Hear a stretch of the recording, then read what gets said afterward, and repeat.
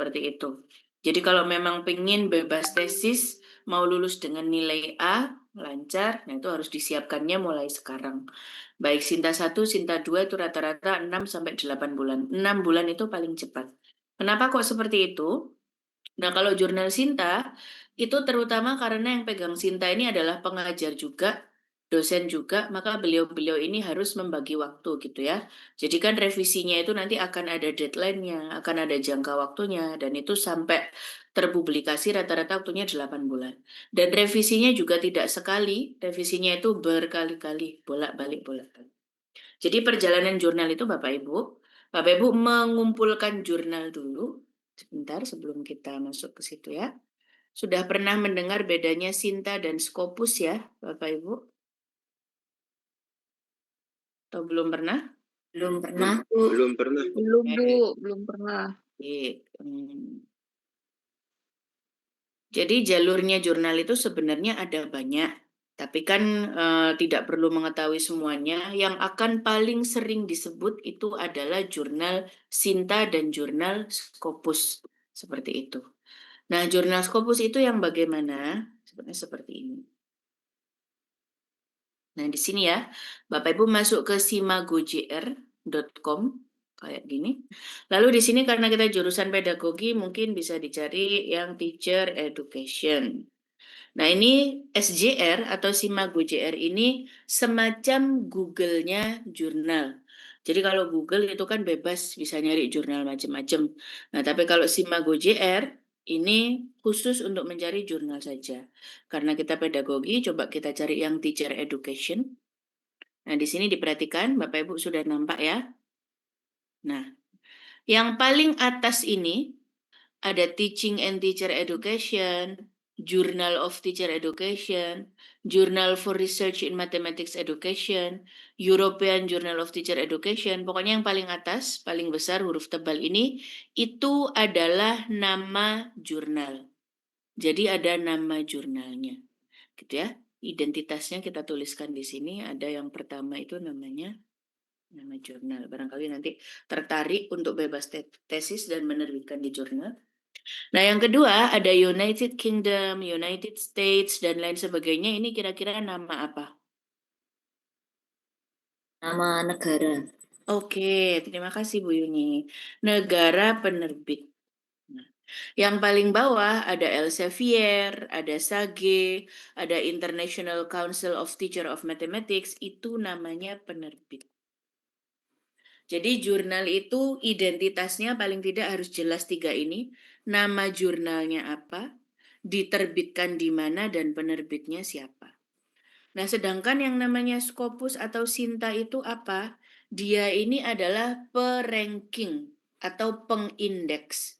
Jadi ibaratkan Bapak Ibu tahu penerbit yang terkenal itu kan Gramedia misalnya ya di Indonesia. Nah, Gramedia itu kan menerbitkan macam-macam. Ada koran, kompas, lalu ada novel, ada komik, ada juga jurnal. Begitupun di sini ada Elsevier, ada SAGE, ada International Council Teacher Mathematics, Routledge, dan lain sebagainya. Mereka ini menerbitkan macam-macam jurnal. Ini nama penerbitnya. Kayak gitu. Nah, tugasnya Scopus sama Sinta ini apa? Dia ini meranking. Jadi kalau Journal of Teacher Education ini ranking 1 kah, ranking 2 kah, ranking 3, seperti itu. Nah, namanya pengindeks itu tidak hanya Scopus dan Sinta, tapi ada juga yang indeksnya itu termasuk WOS, Web of Science, atau ada juga yang Copernicus, ada DOAJ, ada juga Google Scholar, itu juga pengindeks, dan lain sebagainya.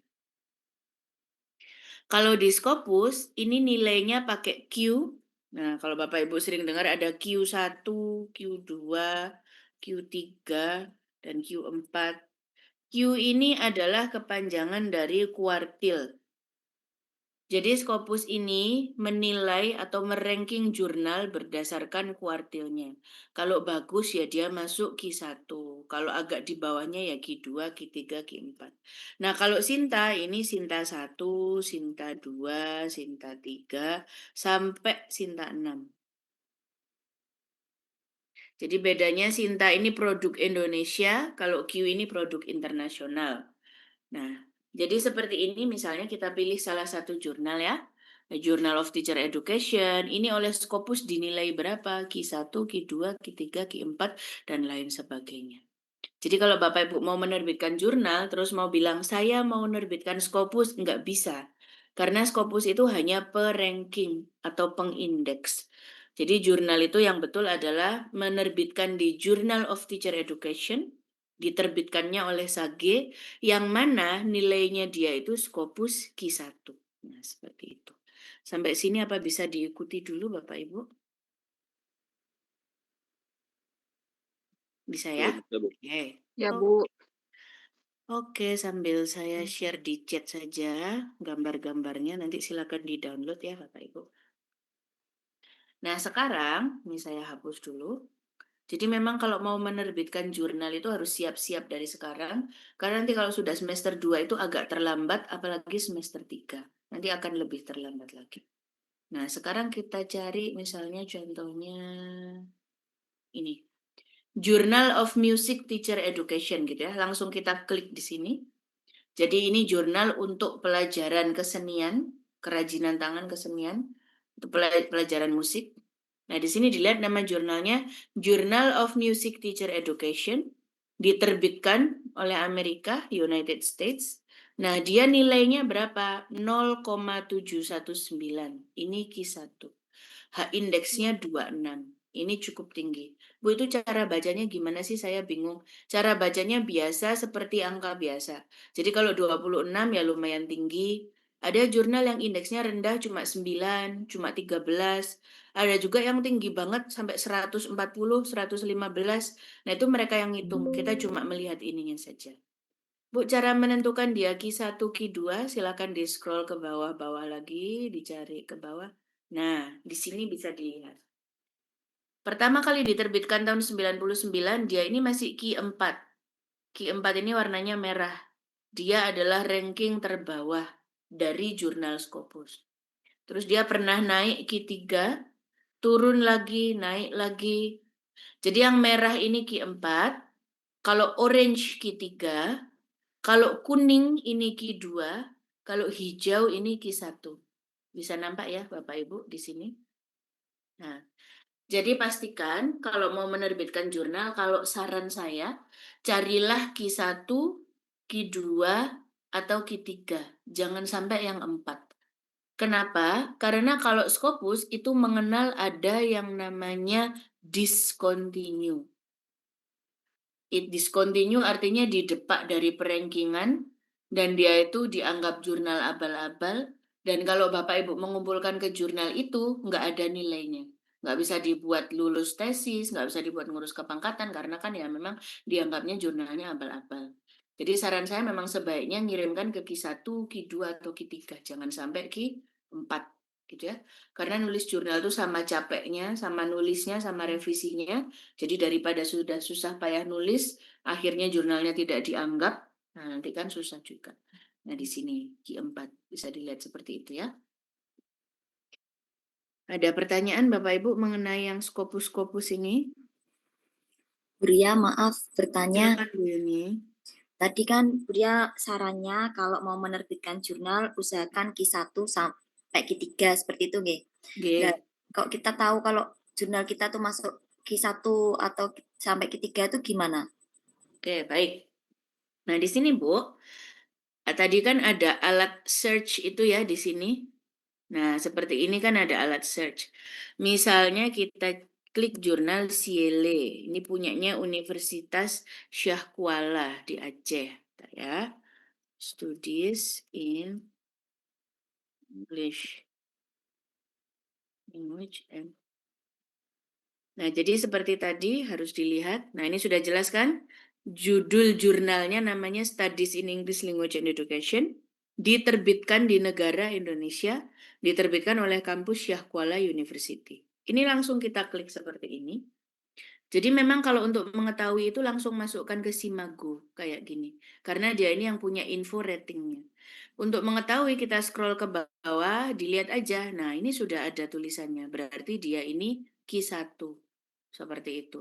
Indeksnya lebih rendah daripada tadi. Tadi 24, sekarang 15. Tapi yang jelas selama itu ada tulisan Q1 itu aman. Nah, untuk lebih amannya lagi, kalau mau menuju ke jurnal tersebut gimana? Silahkan scroll. Ada tulisan homepage di sini, home page ini. Nah, di homepage ini, Bapak Ibu kalau diklik langsung akan dihantar ke jurnal tujuan. Coba kita klik. Nah, sudah dia langsung jurnalnya ini, Ciele, kayak gini kan. Ada infonya di sini, di sisi kanan bisa dilihat, nah dia Q1, seperti itu. Bu, saya nyari jurnal kok nggak ada tulisan kayak gitunya, tinggal aja Bu, berarti itu jurnalnya abal-abal. Kan kayak gitu. Jadi jangan bingung kayak, saya baca jurnal kok nggak ada Q1, Q2, Q3, mending tinggal aja. Karena masih banyak jurnal-jurnal yang lain. Kalau yang bagus tuh biasanya dia nanti akan mencantumkan seperti ini. Meskipun tidak mencantumkan, tapi kalau dia diterbitkan oleh nama-nama besar, seperti Elsevier, itu tadi, Taylor and Francis, atau Routledge, dan teman-teman, itu biasanya jurnalnya bagus. Gitu ya. Sampai sini bisa diikuti Bu Yuni? Oke. Oke, baik. Sekarang kita balik ke Simago dulu. Jadi dicatat ini ya, nama jurnalnya itu Simago JR. Nah, simagojr.com. Bu, saya nggak tahu nama jurnalnya. Saya benar-benar buta, nggak tahu judul-judul jurnal segala macam. Pokoknya bablas gitu ya. Nah, silahkan diklik jurnal rankings di sini. Diklik di sini, jurnal ranking. Nah, di sini diingat-ingat karena kita jurusan pendidikan, gitu ya, jurusan pendidikan, kita lihat di sini. Di scroll dulu ke bawah. Subjek areanya kita pilih yang social science. Karena kita judulnya pendidikan. Ini, social science, ilmu-ilmu sosial. Anggaplah ini adalah fakultas kita. Fakultasnya kan masuknya ilmu sosial. Lainnya ada fakultas psikologi, fisika dan astronomi, keperawatan, farmakologi. Kita masuknya ke social science. Ini fakultasnya. Nah, lalu yang sebelah sini, sampingnya, ini sudah dipilih ya tadi, social science. Sampingnya, subjeknya kita pilih yang education.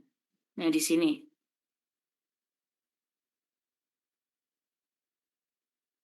Dilihat, sudah masuk social science, education. Ini boleh dipilih negara mana saja. Nah, kalau ini all countries, semua negara. Misalnya kita pusatkan pada Asiatik, Asia dan Pasifik. Ini diklik seperti ini. Tipenya kita tipekan jurnal kayak gini.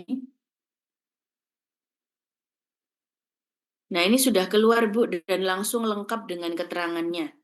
Apakah dia ini Q1, ataukah kalau misalnya di scroll ke bawah lagi, nah ada yang Q2, di scroll ke bawah-bawah lagi, ada yang Q3 dan lain sebagainya. Jadi kalau tidak nemu jurnal, jangan khawatir, ini ada banyak sekali. Ini ada 20 jurnal dari 96 halaman. Bisa next lagi. Ada di halaman kedua dan lain sebagainya. Jadi bisa dicari di situ. Gitu ya. Ini yang Scopus tadi yang Q1 sampai. Nah, di sini langsung kalau Q3 warna merah. Ini Q4 dan lain sebagainya. Seperti itu. Bisa diikuti Bapak Ibu sampai sini?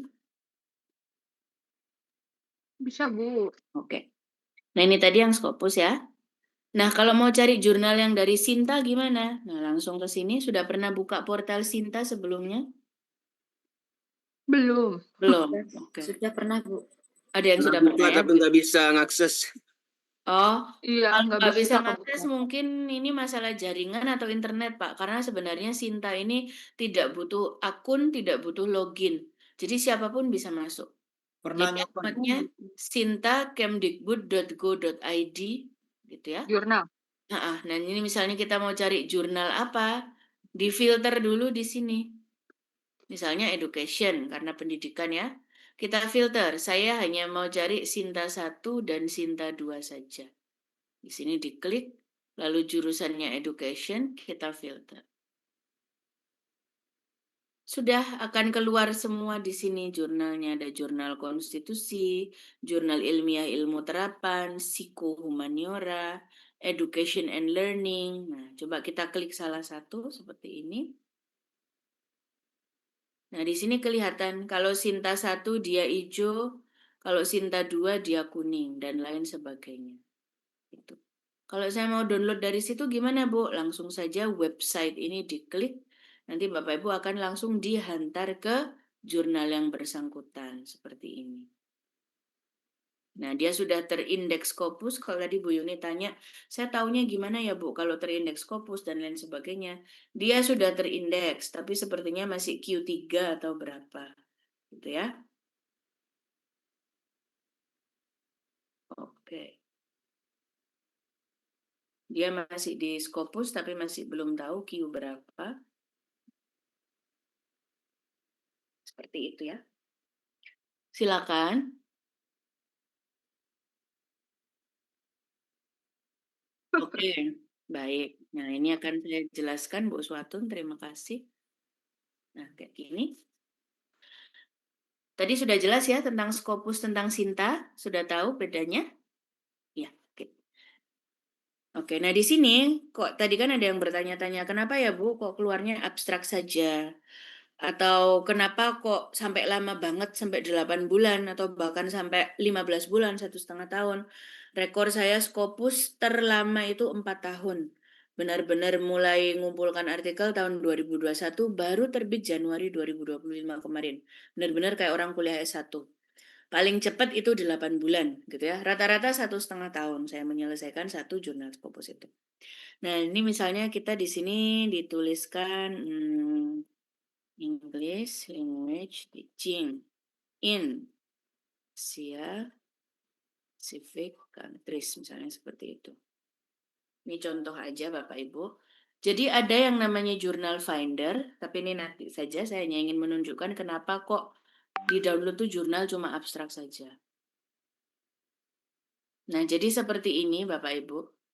Yang namanya jurnal itu tidak gratis. Kalau Sinta, dia ini lumayan murah. Misalnya Sinta 2 atau Sinta 1 tuh masih ada yang harganya 1 juta atau 1.500.000. Bagi saya itu sudah mahal, jadi mending cari yang gratisan aja. Kalau Sinta 6, Sinta 5 ada. Yang masih 500.000, 600.000 ada. Tapi kalau jurnal internasional, itu berbayar sekitar $3.800. Yang mana itu setara dengan 40 juta rupiah. Seperti itu.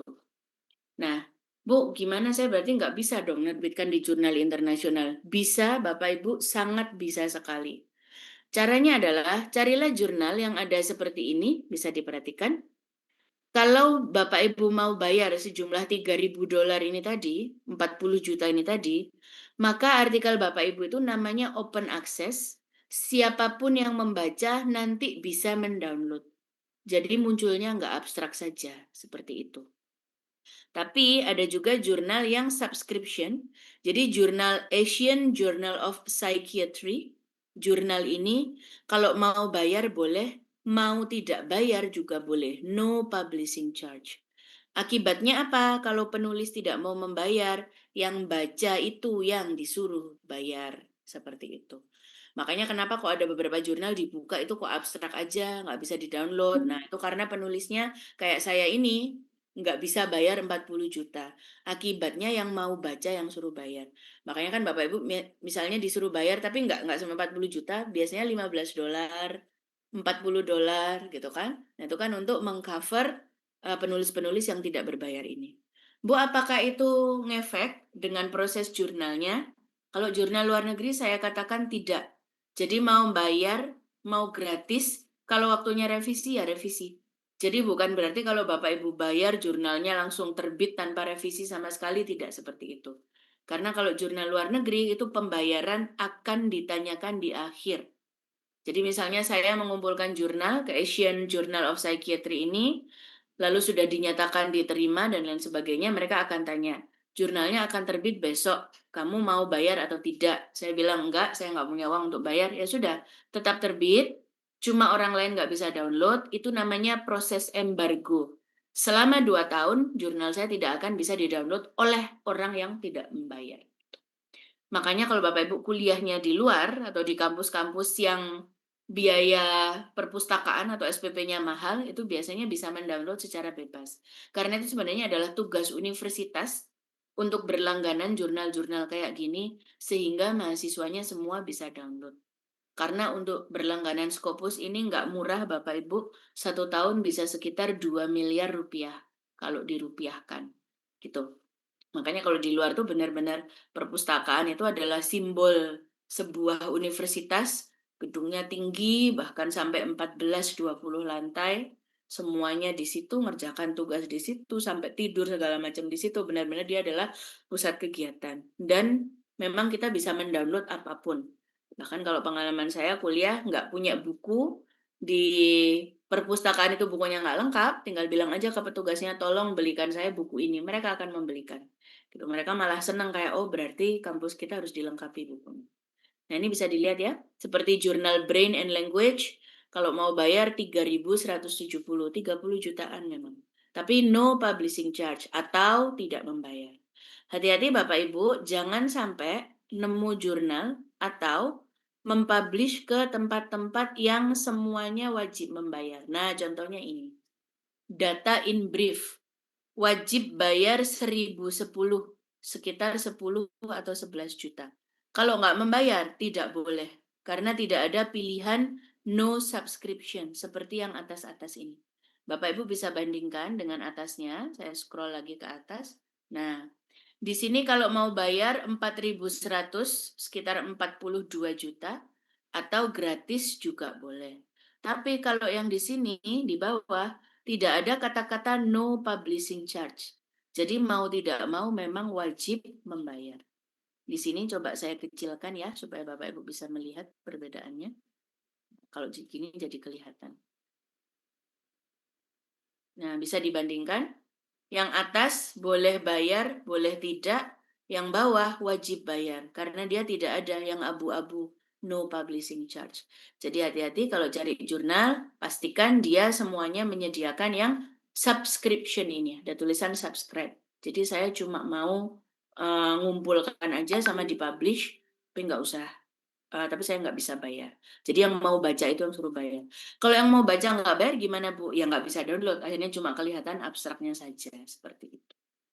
Oke. Baik, ada pertanyaan mengenai kenapa kok jurnal itu kadang nggak bisa di-download? Untuk izin. Silakan Mbak Lalu. Oke, baik, terima kasih. Terkait dengan kira jurnal ini, berarti dalam mencari referensi ini apakah harus yang terindeks Q1 yang bisa kita pakai sebagai referensi membuat tesis ini, gimana? Baik Pak, terima kasih. Sebaiknya nggak wajib juga sih Pak, nggak harus. Nah, tapi disarankan seharusnya memang mencari jurnal-jurnal yang terbaik untuk menulis tesis kita.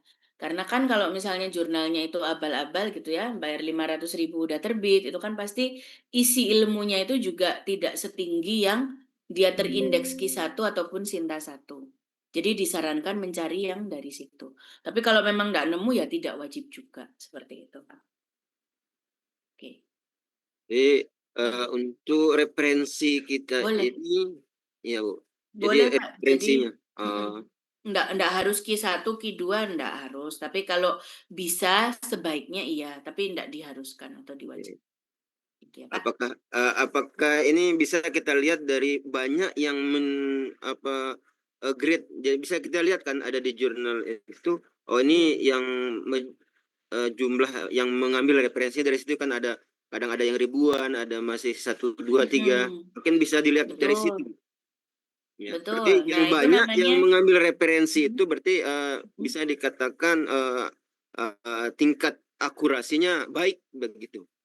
betul Pak. Makanya itu tadi yang kita lihat di Simago itu dengan indeks itu tadi ya Pak ya. Ada indeks, ada site score, nilai citasi, ini 3,1. Berarti ini lumayan dalam 1 tahun, jurnal-jurnal dari sini tuh biasanya dikutip oleh 3 jurnal. Ini termasuk murah 10 juta dibandingkan yang tadi kan 30, 40. Apalagi jurnal kedokteran itu bisa sampai 100 jutaan, $9.000 seperti itu. Nah kalau ini kan termasuk murah, impact faktornya lumayan, 1, site score-nya 3. Nah yang membuat lama itu apa? seperti ini Bapak Ibu bisa dilihat. Time to first decision, keputusan pertama kali itu Bapak Ibu nunggunya 28 hari. Itu aja udah 1 bulan sendiri. Jadi ibaratkan Pak Lalu mengumpulkan artikel ke jurnal tersebut, tunggu sampai 28 hari baru ada kabar.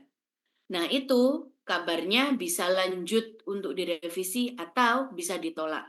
Jadi kita nunggu 28 hari itu belum tentu langsung lolos juga gitu. Nah, itu namanya editor, dikumpulkan ke editor.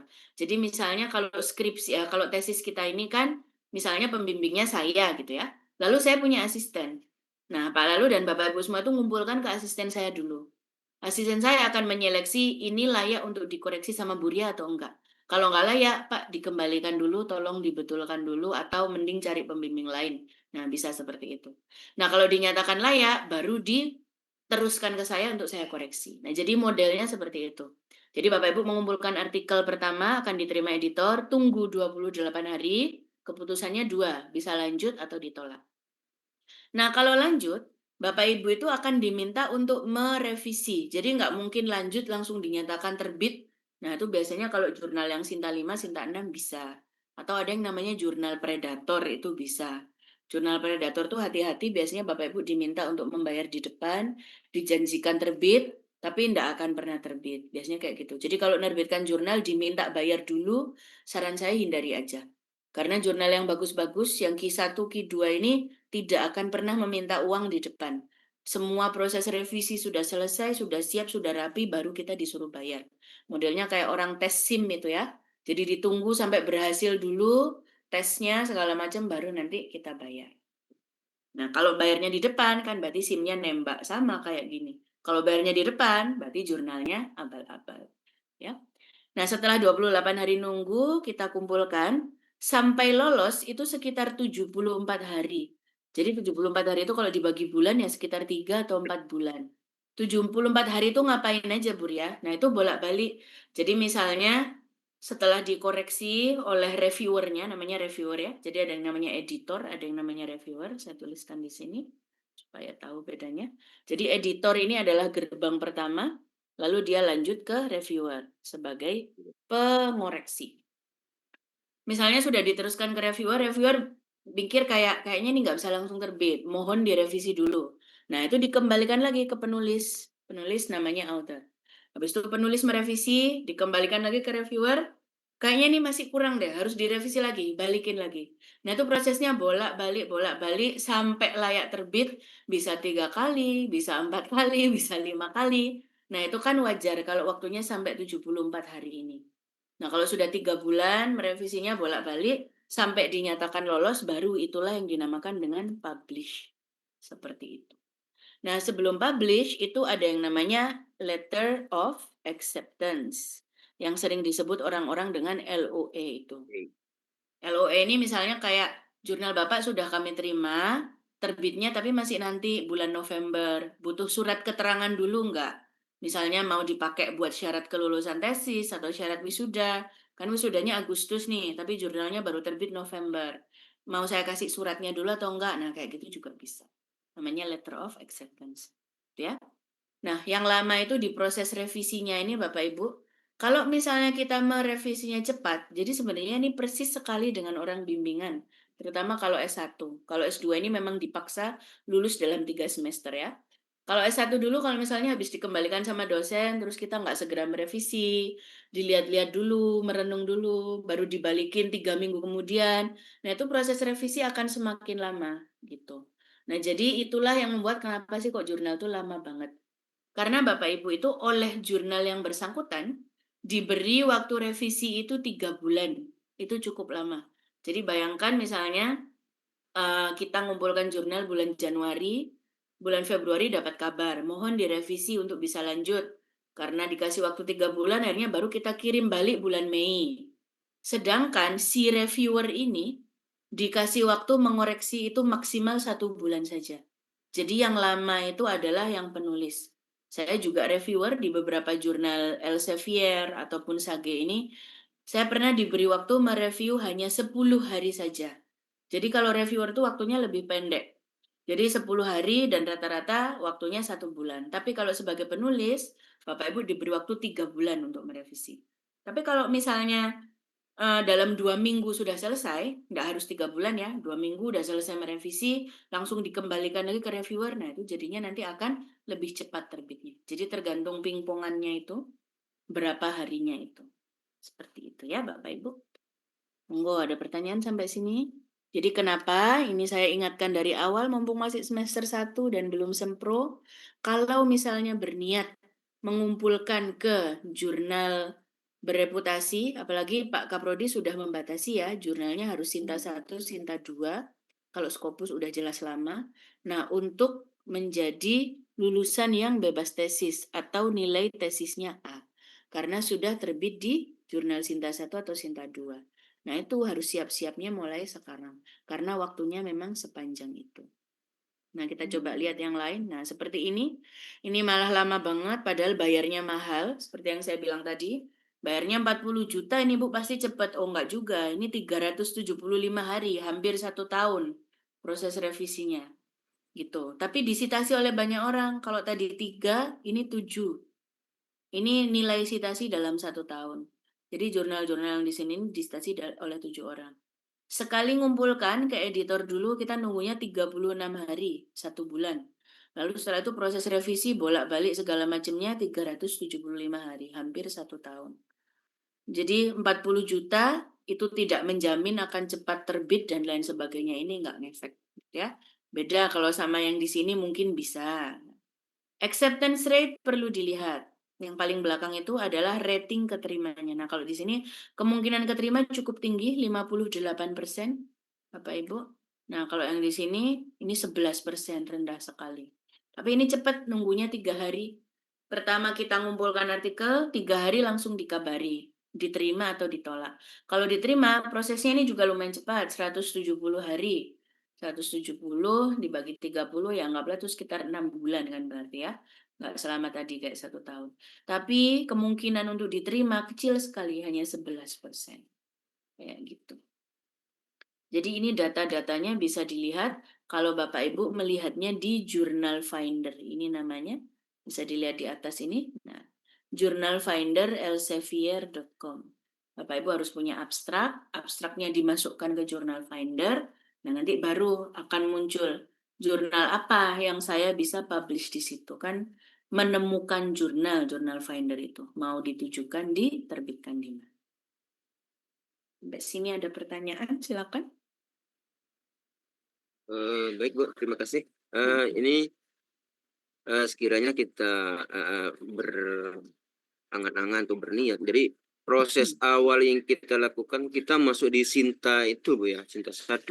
Dan di Sinta 1 nanti di situ kita langsung registrasi untuk bisa masuk itu Bu ya. Pada registrasi dulu. Kemudian jurnalnya sudah jadi begitu. Itu yang kita kirim.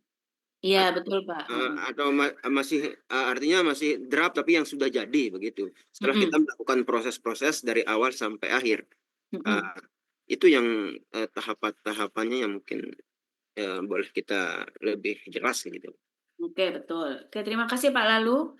Sebelum saya menjawab pertanyaan Pak Lalu, ini sudah jelas semua ya Bapak Ibu, kenapa kok harus siap-siap sekarang. Tapi itu kan sifatnya tidak wajib.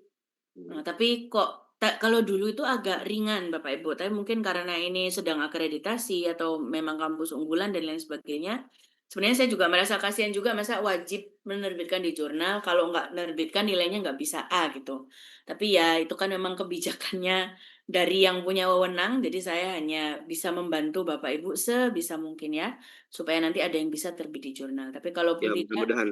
amin, amin. Kalaupun tidak, semoga B+ ini sudah cukup untuk mencapai IPK 3,5 gitu. Kan mata kuliah yang lain harus diusahakan A berarti seperti itu ya. Baik, nah ini selain kita memampatkan atau mengejar bab 1, 2, 3, ini ada sedikit tentang jurnal.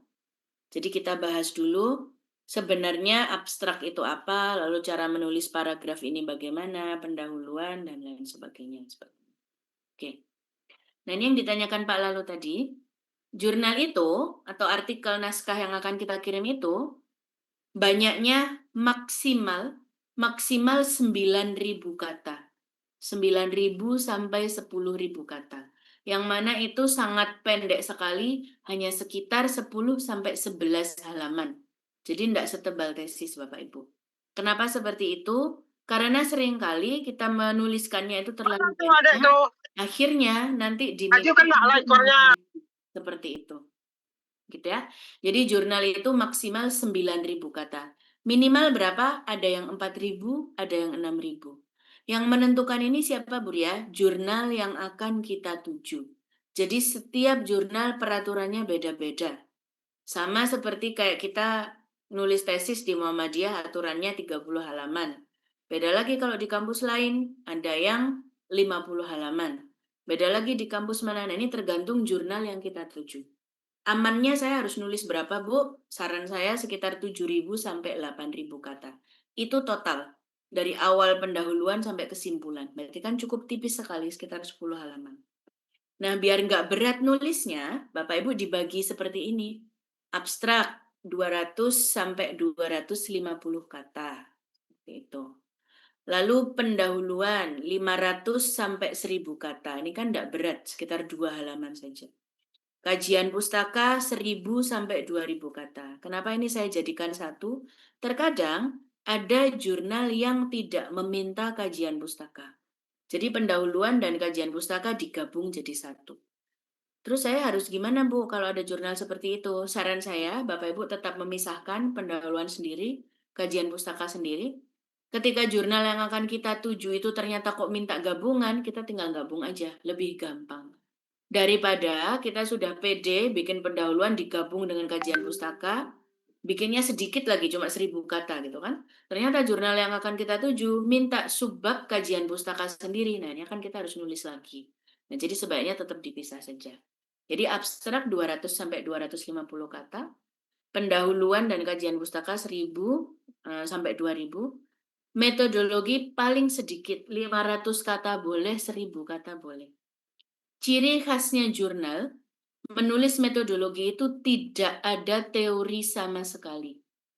Jadi dianggap orang yang baca jurnal itu adalah orang yang sudah paham. Jadi nggak usah kita tulis kualitatif adalah, kuantitatif adalah, nggak perlu kayak gitu.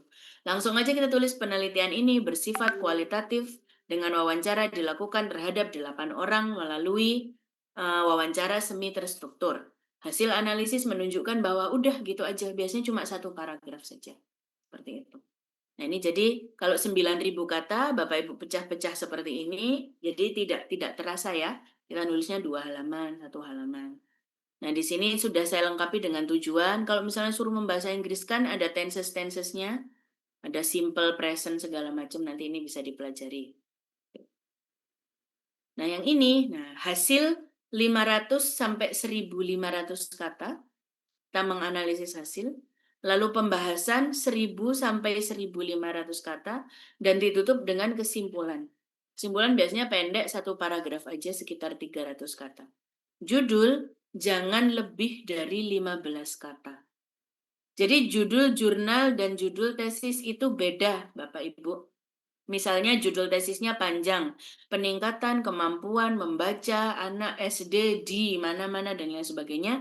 Judul jurnal itu harus yang inviting, yang provokatif, yang fenomenal, yang mengundang. Jadi judul jurnalnya cukup kemampuan membaca di era digital. Udah gitu aja nggak apa-apa. Gitu. Jadi kadang seringkali pula saya itu menemukan judul jurnal yang mengambil kayak jadi dari judul film-film. Kalau Bapak Ibu suka nonton kan ada Harry Potter and the Prisoner of Azkaban kayak gitu ya.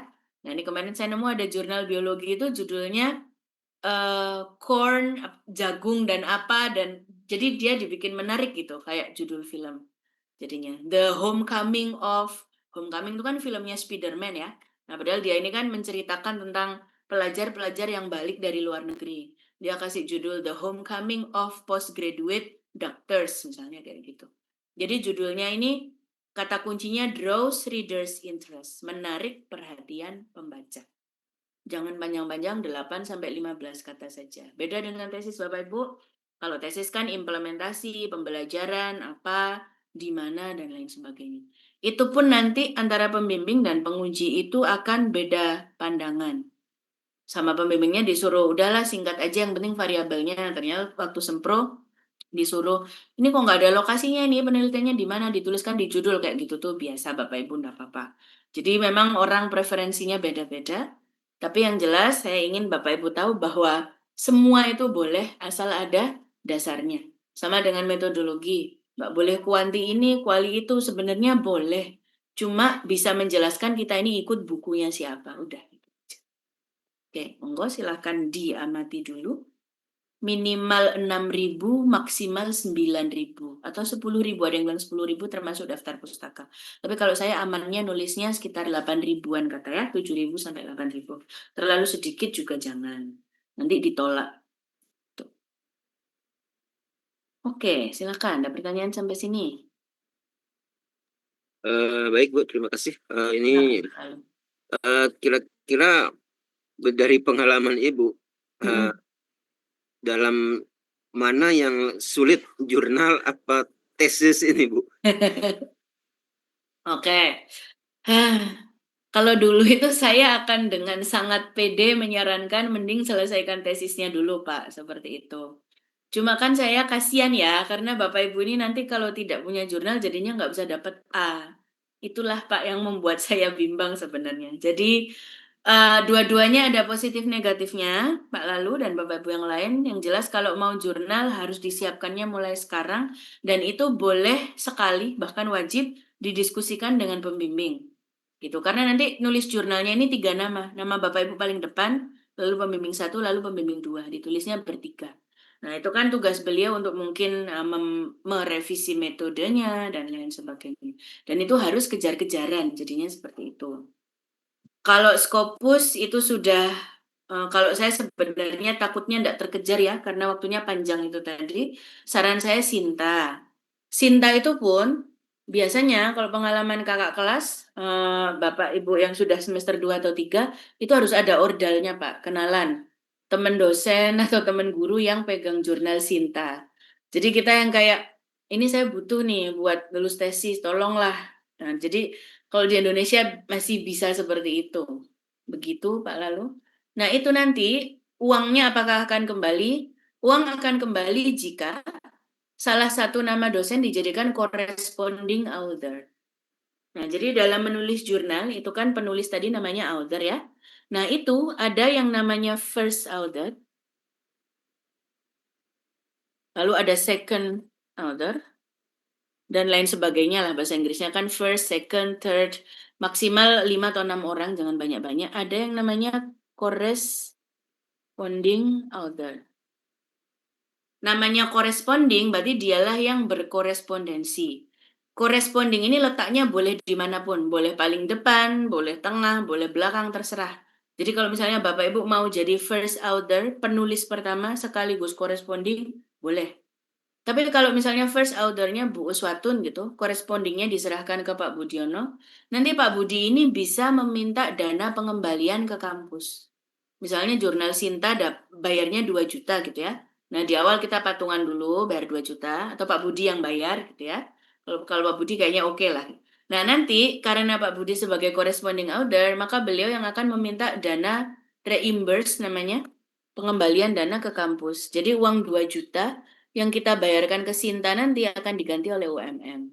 Gitu. Jadi Bapak Ibu tidak mengeluarkan biaya sama sekali. Jadi kalau misalnya Sinta punya kenalan orang dalam ya, Sinta 1 atau Sinta 2 gitu, biasanya teman guru atau dosen mungkin bisa ditanyakan. Saya butuh nih supaya tesis saya dapat A, supaya bebas tesis, biayanya berapa? Saran saya jangan sampai lebih dari 4 juta seperti itu. Soalnya kayaknya UMM itu tidak mengcover keseluruhan karena ada Sinta 1 yang cukup mahal, dia 7 juta. Nah, itu UMM hanya menggantinya maksimal 4 juta kalau tidak salah Bapak Ibu. Jadi nanti sisanya tidak akan dibayarkan. Kalau Sinta 2 saya rasa masih ada yang 1,5 atau 2 juta seperti itu. Oke, jadi monggo dipikir-pikir gitu. Apakah bisa untuk ini antar mahasiswanya itu bisa itu Bu?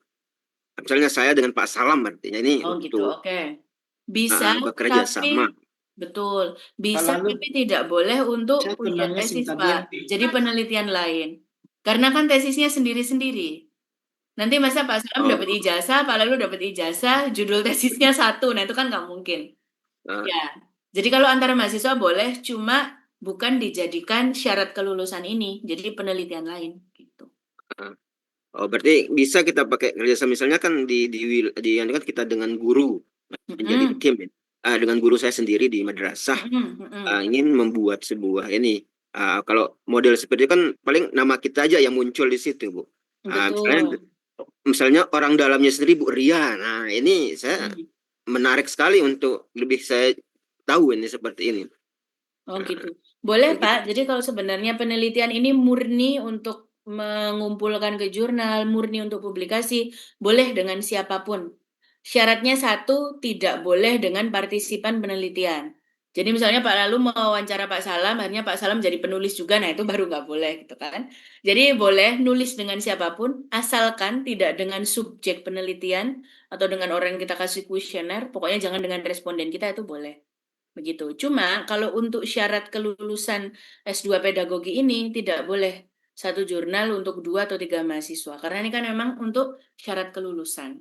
Gitu. Jadi penulisnya satu mahasiswa satu didampingi dengan dosen pembimbing. Kalau untuk selain itu boleh. Siap, siap. Jadi bisa kita kerjasama dengan teman kita di sekolah itu ya bisa ya. Boleh, boleh Pak, Ah, ah, silakan. Oke, misalnya ini Bu, ada mungkin dengan judul ini mungkin bisa menjadi gambaran bagaimana karena sempat sih teman-teman di madrasah yang ada yang sempat baru lulus S2 ini, bagaimana mengajak gitu, bagaimana kalau Mm-mm. kita buat penelitian ini. Ini salah satunya aktualisasi model pembelajaran PBL dalam menyiapkan generasi emas ini Bu. Oke. Boleh Pak seperti itu silakan, enggak apa-apa. Oke, Gitu. oke, oke. Oke. Oke, Bu, terima kasih banyak. Lebih Oke, jelasnya nanti. sama-sama. Oke, baik sudah jelas ya mengenai ini anatomi jurnal. Jadi sekitar itu tadi 9.000 kata. Nah, ini abstrak sepertinya dulu sudah pernah saya berikan. Mungkin Bapak Ibu lupa-lupa ingat. Kalau Nah. kami belum, Bu, karena gerbong pertengahan kita Oh, masuk. gerbong pertengahan. Oke, baik. Oke, sambil mengingat ya mungkin karena kita pertama kali udah 7 minggu yang lalu dengan Pak Budi gitu ya. Jadi di dalam abstrak itu wajib ada background, latar belakang, lalu aims, tujuan, ada metodologi, finding, unique finding, dan implication. Keywords-nya ditulis secara alfabetis, umum ke khusus, atau berdasarkan kemunculan. Nah, ini daripada bingung, saya kasih dulu contohnya. Ini silahkan diamati dulu Bapak Ibu, saya kasih waktu sekitar 3 menit.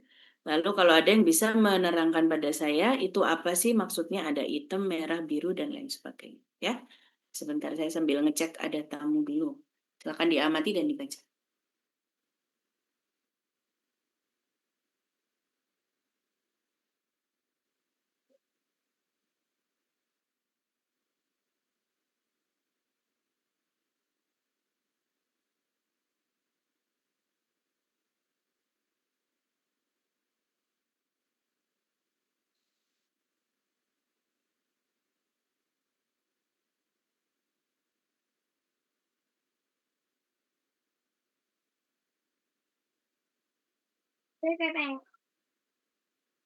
Yuk, gak ada 10.000 Pepe.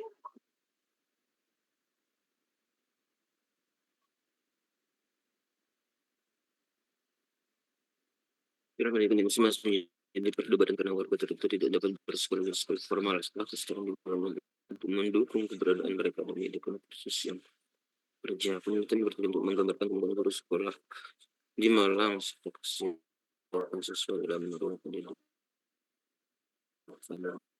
non formal. Tindakan studi kasus digunakan dalam cara dengan guru siswa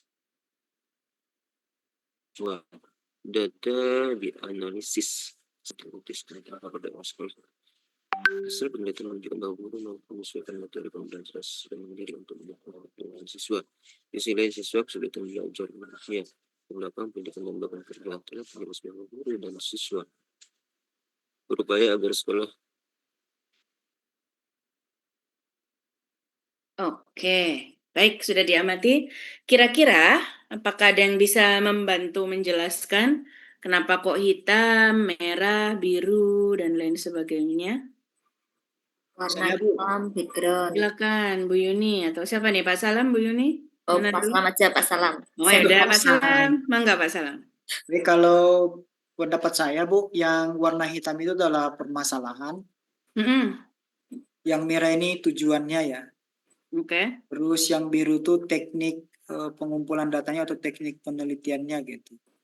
Terus Oke. yang hijau ini hasil, dan Mm-mm. yang hitam di bawah itu adalah kesimpulannya atau rekomendasinya. Oke, terima kasih Pak Salam. Jawabannya sudah betul ya. Nah, jadi abstrak itu tidak boleh lebih dari 250 kata. Gitu ya Bapak Ibu. Bahkan ada jurnal yang sangat pelit sekali, abstraknya itu 100 kata. Saya pernah mengalami 100 atau 150. Jadi sebisa mungkin itu dimampatkan. Nah, supaya mampat isinya apa saja. Jadi abstrak itu sebenarnya adalah jendela tesis kita. Makanya ketika tadi Bu Swatun bilang, Bu kok nggak bisa dibaca ya, kok abstraknya saja. Kalau jurnal itu bagus, tidak abal-abal, nulisnya baik, dari abstrak saja kita udah bisa paham. Jadi sebenarnya nggak perlu baca keseluruhan dari pendahuluan sampai kesimpulan. Dan apakah seperti itu boleh dikutip, Bu? Boleh saja. Jadi langsung aja tulis penelitian dari Buria menunjukkan bahwa siswa kesulitan belajar. Dalam kurung itu tahun berapa. Karena kita udah baca di abstraknya. Jadi boleh sekali. Nah, yang pertama ini adalah fenomena atau background. Kenapa sih kok penelitian ini dilakukan? Nah, ini judulnya memberdayakan sekolah setara. Kalau di kita ini seperti kejar paket ya, equivalency school, bahasa Inggrisnya. Itu sekolah kejar paket ABC, pandangan dari pengalaman guru dan siswa. Nah, di sini kita tulis, kesetaraan pendidikan di Indonesia masih menjadi perdebatan karena warga tertentu tidak dapat bersekolah di sekolah formal. Sekolah kesetaraan dibangun untuk mendukung keberadaan mereka dan menyediakan kursus untuk memperluas kesempatan kerja. Titik. Ini cukup 1 sampai 2 kalimat saja. Jadi background itu bukan kita menjelaskan kesetaraan adalah dan lain sebagainya. Jadi kalau saya lihat penelitian Bapak Ibu itu bisa backgroundnya dimampatkan menjadi 2 kalimat saja. Yang paling penting itu apa? Lalu yang merah ini adalah rumusan masalah yang ditulis dalam bentuk kalimat berita atau pernyataan. Di sini kita lihat ada 2 rumusan masalah. Yang pertama, penelitian ini bertujuan untuk menggambarkan kemampuan guru sekolah kesetaraan di Malang, 1, serta kesiapan siswa dalam menerima pendidikan formal, 2. Jadi ada 2 rumusan masalah. Kalau sudah 2 tertulis dengan jelas seperti ini, tidak perlu diulang lagi. Untuk menjawab tujuan tersebut, maka rumusan masalah adalah tidak perlu seperti itu. Jadi abstrak itu harus sangat concise, sangat padat gitu ya. Nah, dari yang merah ini kita sudah bisa membayangkan bahwa rumusan masalahnya kan bagaimana kemampuan guru sekolah kesetaraan, dan yang nomor 2 bagaimana kesiapan siswa dalam menerima pendidikan non-formal. Udah titik gitu aja. Jadi rumusan masalah Bapak Ibu itu diubah menjadi bentuk kalimat berita. Metodologinya 3 baris saja. Pendekatan studi kasus. Nah, orang kalau udah nyebut studi kasus itu sudah jelas kualitatif. Jadi nggak usah penelitian dengan desain kualitatif, jenis studi kasus itu terlalu panjang. Langsung, pendekatan studi kasus digunakan melalui wawancara, ada caranya kan wawancara, dengan guru sejumlah 2 orang, siswa sejumlah 8 orang. Bagaimana menganalisis data? Data dianalisis secara tematis dengan dipandu kerangka teoritis tentang pemberdayaan sekolah. Udah titik ini aja. Nah, yang hijau ini hasilnya. Hasil penelitian menunjukkan bahwa pertama, guru mampu menyesuaikan materi pembelajaran secara mandiri untuk mendukung kebutuhan siswa. Nah, ini kan berarti sudah menjawab rumusan masalah yang pertama tadi, menggambarkan kemampuan guru.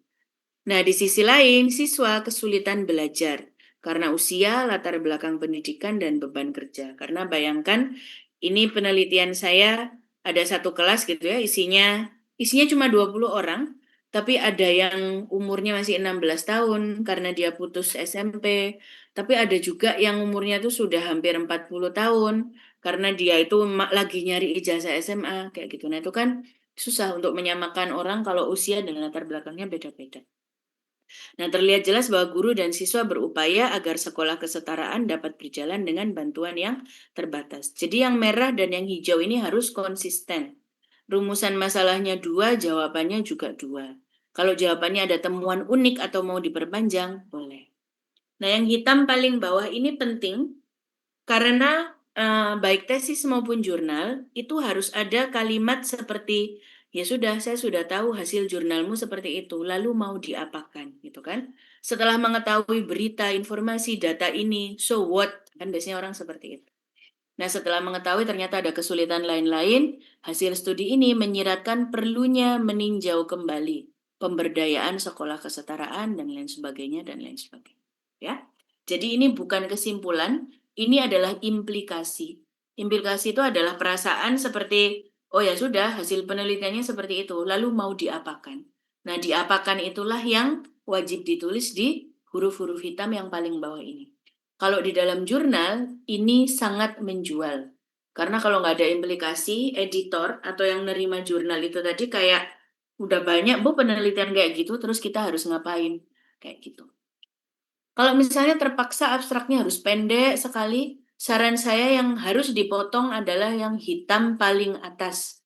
Jadi ketika Bapak Ibu membaca abstrak, seringkali, Bu kok ada ya jurnal itu nggak ada pendahuluannya. Jadi langsung penelitian ini bertujuan untuk nggak apa-apa. Jadi kalau terpaksa abstraknya tuh harus dipotong pendek sekali, saran saya yang harus dipotong adalah pendahuluan yang paling atas. Kita langsung mulai dengan yang warna merah, yang rumusan masalah ini. Lalu yang hijau itu juga bisa dimampatkan lagi, tidak perlu ada temuan sebanyak. Nah, kata kunci ditulis secara alfabetis kan, kesetaraan, kesulitan, materi, A, B, C, D, F, G, H, I, J, K, L, M, N, O, lalu P, pemberdayaan sekolah, dan studi kasus. Seperti itu. Ada juga yang berdasarkan umum ke khusus, misalnya materi pembelajaran didulukan, karena materi pembelajaran itu kan yang lebih utama dibandingkan kesulitan belajar. Tapi kan orang terkadang beda pendapat ya untuk umum ke khusus ini. Ada orang yang bilang bahwa ya kesulitannya didulukan karena kan inti penelitian ini adalah kesulitan belajar. Kalau buat saya amannya diatur secara alfabetis saja. Alfabet itu orang nggak akan berdebat kalau habisnya A itu ya udah jelas huruf B. Nggak akan ada yang menyalahkan lagi. Atau berdasarkan kemunculan, mana yang muncul di paragraf-paragraf awal yang muncul duluan. Seperti itu. Nah, seperti ini cara membuat abstrak. Silakan kalau ada pertanyaan. Apakah abstraknya tesis juga seperti ini, Bu? Betul sekali. Abstraknya tesis seperti ini. Meskipun boleh lebih panjang. Jadi misalnya pendahuluannya 1 paragraf, rumusan masalah 1 paragraf, metodologi juga. Jadi kalau tesis Bapak Ibu ada 5 bab, maka abstraknya itu ada 5 paragraf. 1 bab dirangkum dalam 1 paragraf. Boleh. Jadi kalau abstraknya tesis boleh sampai 1 atau 2 halaman, tapi kalau jurnal itu tadi ya maksimal 250 kata. Itu. Enggak, silahkan diamati dulu. Nah, warna-warni seperti ini Bapak Ibu, kalau saya cenderung selalu saya lakukan, karena ini memudahkan kita untuk merevisi tulisan sendiri. Jadi misalnya kita bikin abstrak, ternyata kok merah-merahnya ini panjang sekali ya. Oh, rumusan masalahnya ternyata saya tulis 2 kali. Terus setelah kita warnai kok biru-birunya nggak muncul. Oh, ternyata metodologi belum saya tuliskan. Atau setelah kita tulis ternyata yang hitam ini kok banyak banget. Berarti pendahuluannya terlalu panjang. Nah, jadi ini bisa merefleksi atau merevisi tulisan sendiri. Kalau kita kasih bagian-bagian warna-warni seperti itu. Oke. Baik, nah karena ini sudah oke kalimatnya, Bu tadi katanya kalau mau nulis jurnal harus dalam bahasa Inggris segala macam. Kuncinya ada di bahasa Indonesia Bapak Ibu sekalian. Kalau bahasa Indonesianya sudah rapi, sudah tertata, mau diganti pakai bahasa Jerman, Inggris, Jawa, India, Arab, Bapak Ibu tidak perlu khawatir, tinggal masukkan Google Translate, maka hasilnya akan sama seperti ini. Empowering Equivalency Schools, memberdayakan sekolah setara, kan? Common grounds from teacher and student experience, pandangan dari guru dan siswa, sama persis. Equality in Indonesian education remains debatable, masih diperdebatkan karena apa? The study illustrated, penelitian ini menggambarkan the capability of teachers, kemampuan atau kapabilitas guru. Jadi asal bahasa Indonesianya sudah rapi, sudah bagus, tinggal masukkan aja ke Google Translate, dia bentuknya akan seperti ini. Karena yang namanya generic structure atau struktur dasar itu di abstrak manapun bentuknya sudah seperti ini. Jadi sangat sistematis sekali. Tugas Bapak Ibu nanti cuma satu, mengurut-ngurutkan kata kunci. Karena kan studi kasus dimulai dengan huruf S, itu paling belakang. Tapi kalau bahasa bahasa Inggris kan jadi case study, itu C. C kan otomatis paling depan. Nah ini Google nggak bisa ngurutkan ABCD-nya. Jadi nanti ketika habis ngerjakan ini kesetaraan, kesulitan belajar, Bapak Ibu bolak-balik ini lagi. Empowering, equivalency, materi pembelajaran. Itu tadi kan di tengah-tengahnya huruf M, tapi kalau learning materials itu huruf L. Paling belakang, depannya ada C, E, L. Seperti itu cara menulis abstrak. Jadi kalau misalnya Bapak Ibu nanti menulis tesisnya bab 1, 2, 3, paling tidak abstrak yang hitam, merah, sama biru ini udah ada bentuknya. Karena sebenarnya merah, hitam, biru yang awal ini adalah ringkasan dari bab 1, 2, 3.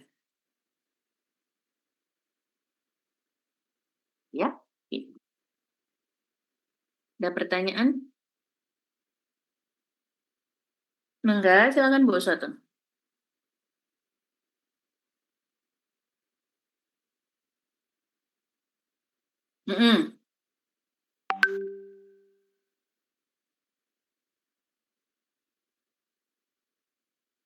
Iya Bu, jadi kalau di abstrak itu tidak perlu ada penelitian sebelumnya dan lain sebagainya. Abstrak itu sebenarnya pendahuluan, rumusan masalah, metodologi, hasil. Udah itu aja.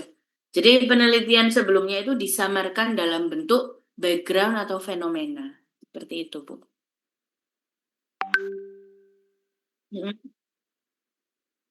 Oh, kita misalnya mau ngambil untuk dimasukkan kajian pustaka.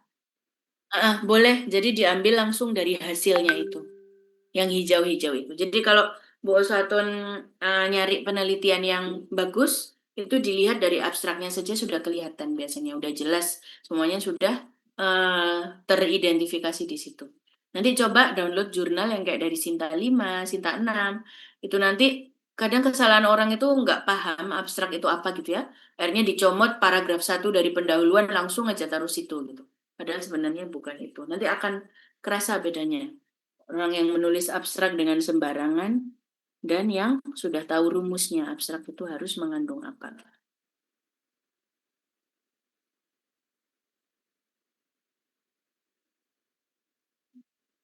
Oke, silakan. Tidak ada pertanyaan? Oke.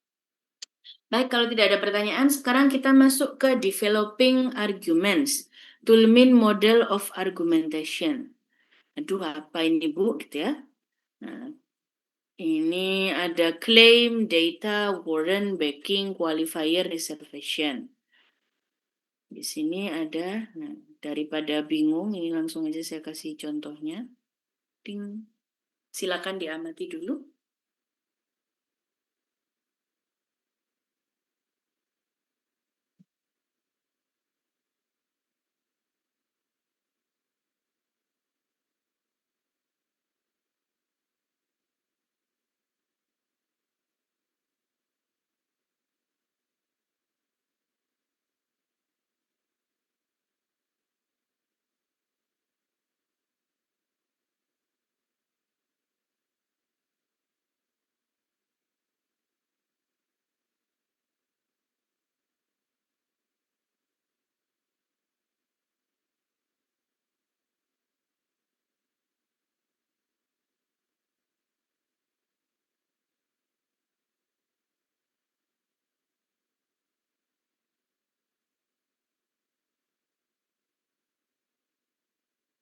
Oke, baik, kita bahas saja ya.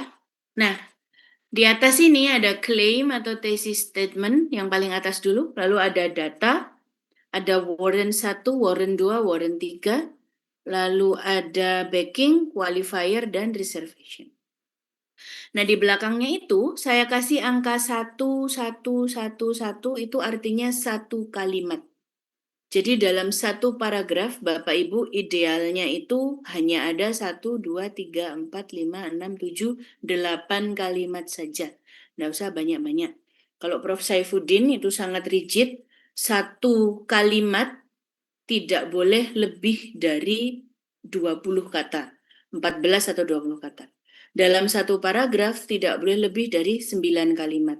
Nah, kalau sudah rapi seperti itu, nanti ketika kita masukkan ke Google Translate, mau nerbitkan Scopus segala macam tuh udah aman, karena tulisan kita juga sudah rapi. Nah, ini sangat berguna kalau Bapak Ibu membetulkan atau mulai menulis bab 1, pendahuluan. Di dalam klaim atau thesis statement, ini adalah topik utama atau apa yang akan Bapak Ibu bahas di dalam paragraf ini. Contohnya seperti ini.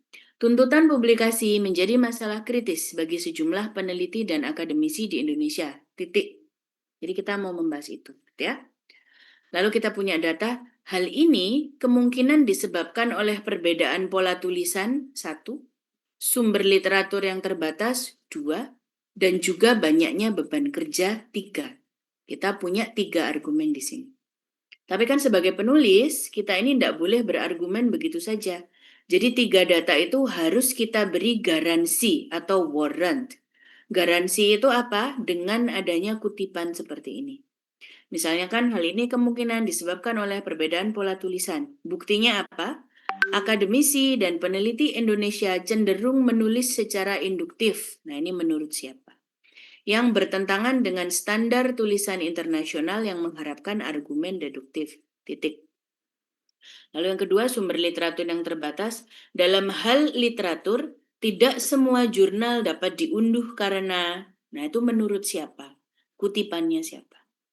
Yang terakhir, banyaknya beban kerja, kita jelaskan. Hal ini diperburuk dengan banyaknya beban kerja akademisi yang diberikan oleh, dan lain sebagainya. Gitu.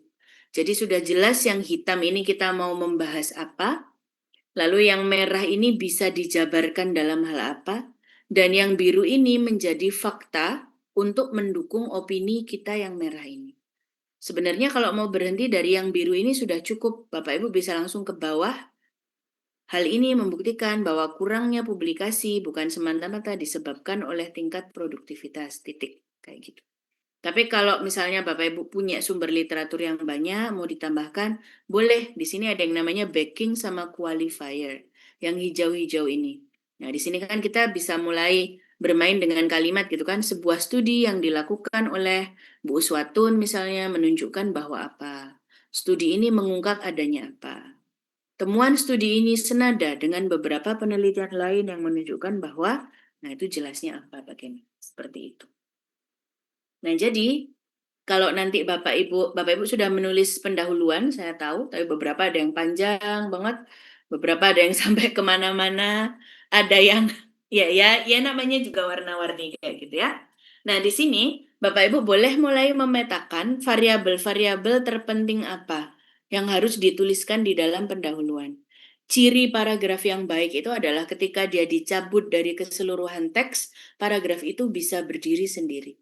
Contohnya paragraf ini meskipun baca itu Bapak Ibu udah tahu bahwa oh kayaknya tesisnya ini membahas tentang minimnya publikasi dosen Indonesia. Nah, kayak gitu.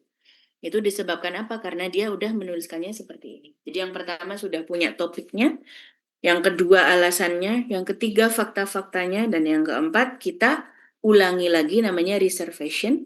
Kalau Bapak Ibu amati yang item yang paling bawah ini sebenarnya maksudnya sama dengan tulisan yang paling atas ini. Kayak gitu. Jadi satu paragraf itu merupakan sebuah wrap up rounding argumen yang jelas selarinya kemana dan yang mau dibahas itu apa. Bu, kalau misalnya saya mau melanjutkan ke paragraf 2 gimana? Nah, gampang aja. Kalau saya biasanya ambil salah satu kata yang paling penting yang kita tulis di kalimat paling bawah. Misalnya, hal ini membuktikan bahwa kurangnya publikasi oleh para akademisi dan peneliti bukan semata-mata disebabkan oleh tingkat produktivitas. Langsung kita teruskan di paragraf 2-nya.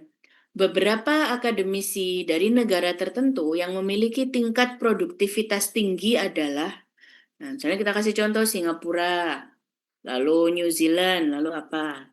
Terus kita tambah lagi, di Singapura beberapa peneliti memiliki tingkat produktivitas sebanyak berapa persen. Jadi berulang terus kayak gitu yang kita jelaskan itu. Ada kalimat pembukanya, ada penjelasannya, ada penutupnya. Nah, silakan diamati kalau ada pertanyaan, monggo. Jadi pendahuluannya itu tidak kesana kemari gitu ya. Yang membuat nulis susah itu kan kita ini kadang bingung. Apa ya yang harus dimasukkan, apa yang harus ditulis. Tapi ketika sudah tahu strukturnya, nah apalagi yang sudah dari gerbong awal ikut sama saya itu kan kita sudah membuat kayak semacam ini ya, yang kerangka itu yang sudah ada penelitian terdahulu, lalu sudah ada rancangan metodologi, ada rumusan masalah. Nah, dari situ itu sudah bisa dikerjakan. Oke, ada pertanyaan Bapak Ibu? Oke. Nah, ini sama seperti tadi, kalau tulisannya sudah rapi, disuruh translate ke bahasa Inggris, tidak masalah. Sama aja bentuknya. Publications have been a daunting problem for some researchers and academics. Masalah publikasi adalah masalah yang meresahkan gitu kan bagi beberapa penulis. This may be caused by, hal ini mungkin disebabkan oleh kayak gitu dan lain sebagainya ya, yang tengah-tengah. Nah, kenapa sih model seperti ini ketika Bapak Ibu sudah bisa menulis seperti ini, maka ini sangat memudahkan kalau misalnya suatu saat Bapak Ibu nanti diminta untuk ujian tes TOEFL, karena model bacaan yang mereka tampilkan itu juga seperti ini. Jadi awalnya ada topik, di tengah-tengah dia beri contoh, dijabarkan, di akhirnya ada kesimpulan. Jadi misalnya nanti ikut ujian TOEFL, ujian bahasa Inggris, nggak usah khawatir, nggak tahu artinya atau apa, yang penting pokoknya urutannya dia seperti itu. Karena emang reading sama writing, baca sama tulis itu satu paket. Gitu ya. Oke, ada pertanyaan? Cara membuat paragraf, Bu, apakah setiap paragraf harus seperti ini? Jawaban saya iya. Apalagi kalau nulis di jurnal itu ada yang mensyaratkan kayak di dalam pendahuluan wajib ada minimal 15 kutipan. Nah, itu kan ketika satu pendahuluan itu isinya 5 paragraf, dalam satu paragraf Bapak Ibu sudah jelas mau masukkan kutipan ke tengah-tengah yang warna biru-biru ini kan sudah diatur berarti. Bisa dimasukkan 3, 3, 3.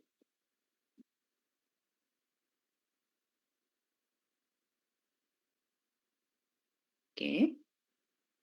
Oke, baik. Kalau tidak ada pertanyaan, saya lanjut. Nah, silakan Bu Suwatun.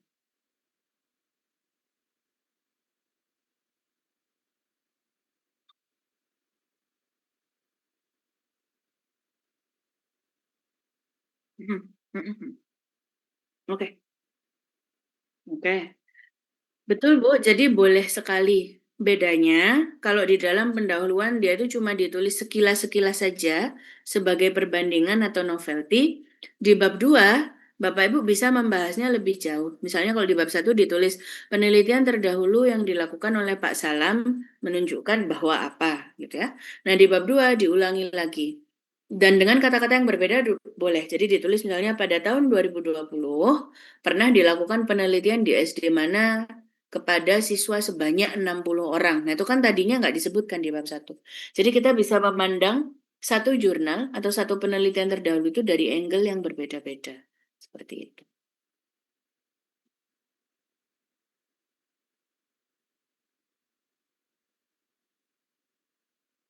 Oke, sama-sama. Oke, baik. Nah, seperti ini. Oke, kemarin setelah saya lihat beberapa tulisan Bapak Ibu itu memang sudah ada beberapa yang sudah bagus gitu ya. Kalau misalnya sudah mengikuti pola seperti ini enggak apa-apa, tidak perlu dikumpulkan ulang. Tapi kalau saya harap sebisa mungkin disesuaikan lagi, karena kalau bisa nanti ini sekalian sambil menuju jurnal. Tapi kalau yang pendahuluannya masih terlalu panjang, ke sana kemari mungkin bisa diikuti pola ini. Nah, ini namanya inverted pyramid atau piramida terbalik. Oke. Sepertinya saya punya yang bahasa Indonesia. Ya. Saya ganti dulu aja deh.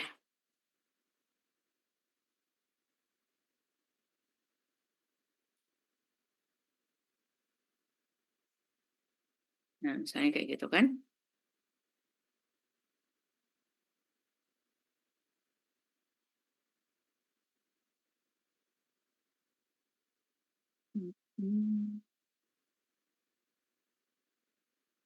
Supaya lebih mudah dipahami.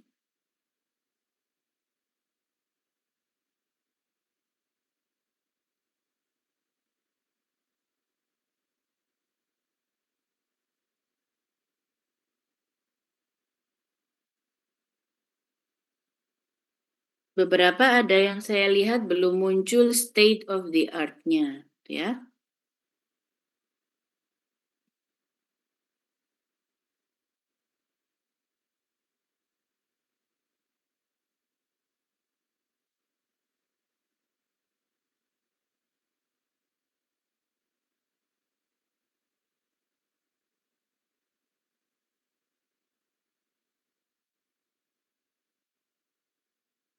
Oke, jadi seperti ini.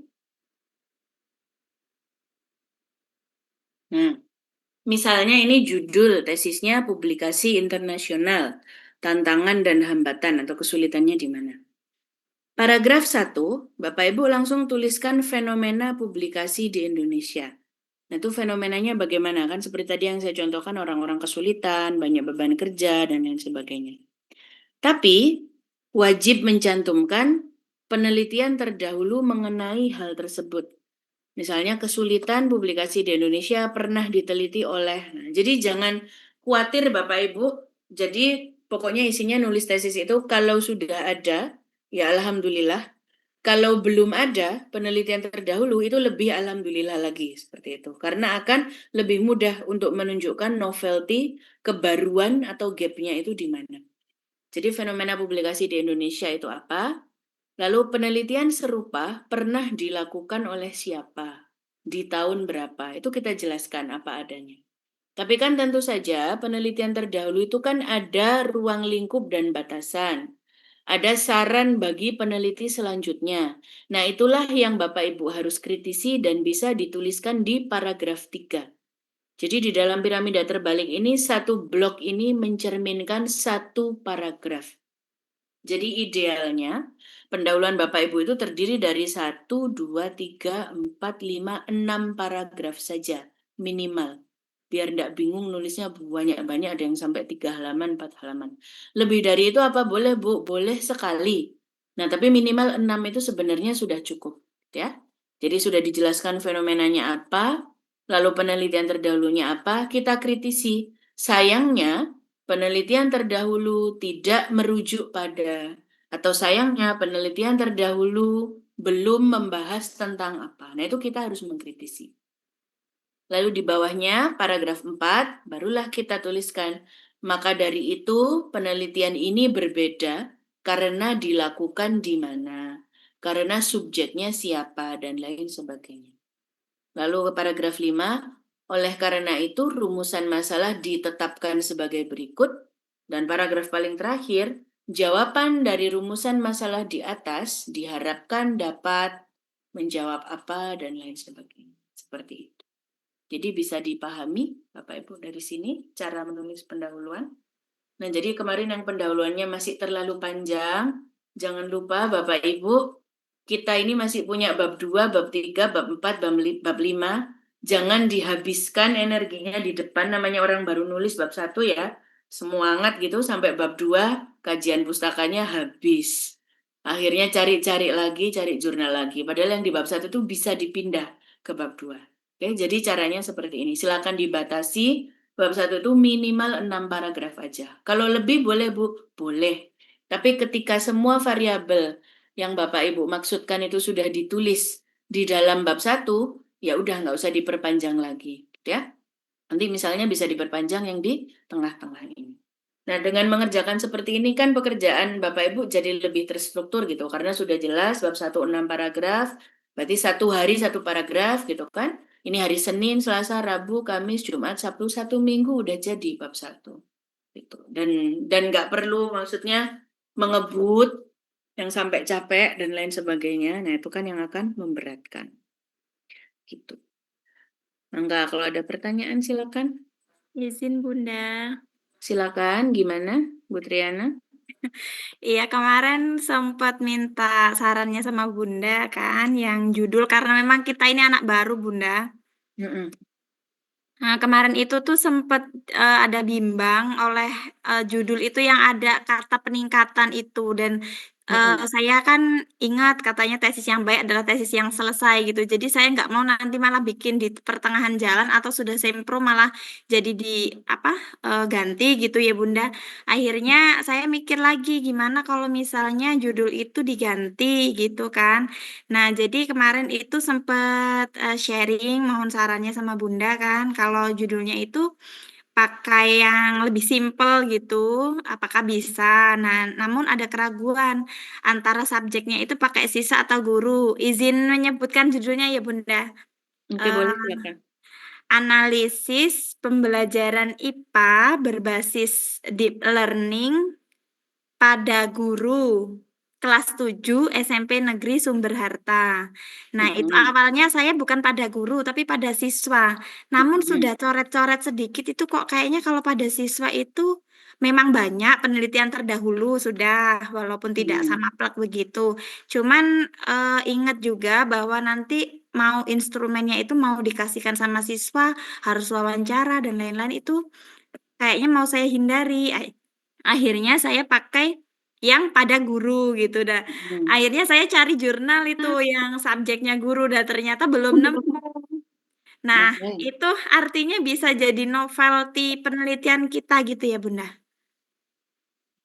Bisa, Bu, bisa sekali. Tapi kenapa nggak ketemu? Nah, ini itu gurunya apa siswanya? Mohon maaf, Bunda, suaranya terputus-putus dari sini. Ini kayaknya, iya, sinyalnya ini naik turun. Bentar, Bu, tunggu. Jangan ganggu aja, Pak Salam. Udah lebih jelas, Bu? Sekarang udah lebih jelas? Jelas, Bunda. Oke. Nah, nggak ketemu itu pertanyaan saya. Yang disuruh deep learning ini gurunya apa siswanya? Gurunya dulu kayaknya yang deep learning dulu. Gimana caranya gurunya disuruh deep learning, Bu? Ada yang ngajarin gurunya apa gimana, Bu? Saya itu intinya dalam penelitian ini, Bu, karena deep learning ini kan masih baru kan, Bu. Terlebih kami dari daerah di Sumatera Selatan ini masih sangat kurang sekali gitu loh untuk sosialisasinya. Jadi saya pengen lihat bagaimana guru itu menerapkan deep learning itu di dalam kelas, begitu, Bunda. Berarti gurunya ini disuruh deep learning apa mengajar deep learning? Disuruh mengajar deep learning, mengajar dengan pendekatan deep learning begitu. Oke. Jadi kan kemarin sudah saya jawab ya Bu ya, mungkin bisa dilihat di kolom chat. Nah ini semudah itu, jadi implementasi pada guru sama implementasi oleh guru. Kalau implementasi pada guru kan berarti gurunya ini yang disuruh deep learning, terus yang ngajar gurunya siapa dong Bu? Iya Bunda. Ya kan Bu ya? Oke. Nah kalau emang yang mau dilihat gurunya ya sudah, berarti kan implementasi deep learning oleh guru, berarti jelas yang diwawancara nanti gurunya. Bu, bagaimana cara Ibu melaksanakan deep learning, langkah-langkahnya apa saja dan lain sebagainya. Sudah cukup Bu, begitu saja. Gitu. Jadi tidak perlu mau siswanya meningkat mau enggak ya itu kan berarti bukan urusan kita karena kan batasan penelitian kita cuma mau melihat bagaimana guru tersebut mengimplementasikan. Sudah berhenti di situ.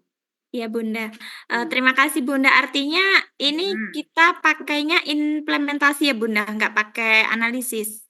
Boleh Bu, sama aja. Kalau analisis itu kan adalah sebuah potongan aja Bu ya. Tapi kalau implementasi itu kan lebih luas karena dia tuh mulai dari perencanaan, lalu pelaksanaan, evaluasi, tindak lanjut, semuanya itu sudah ada. Seperti itu Bu Triana. Oke Bunda. Mohon izin nyebutkan rumusan masalahnya boleh tidak Bunda? Boleh, silakan Bu. Jadi saya udah coret-coret Bunda ada 3 rumusan masalah yang rencananya mau di ini. Yang pertama itu bagaimana pemahaman guru kelas 7 di SMP Negeri Sumber Harta mengenai pendekatan deep learning dalam pembelajaran IPA. Kemudian yang kedua, apa saja strategi dan metode pembelajaran IPA yang digunakan oleh guru kelas 7 SMP Negeri Sumber Harta dengan pendekatan deep learning. Kemudian yang ketiga, apa faktor pendukung dan penghambat yang mempengaruhi implementasi pendekatan deep learning dalam pembelajaran IPA oleh guru kelas 7 SMP Negeri Sumber Harta? Oke. Di situ sudah saya rangkum, Bu. Saya rasa sudah oke. Jadi silakan dituliskan dulu saja bab satunya dan semuanya. Kalau sudah, sepertinya sudah mengumpulkan juga Bu Triana, yaitu nanti karena sekarang Bapak Ibu sudah punya ilmunya, cara menuliskan pendahuluan dengan baik, yang tidak melebar kemana-mana.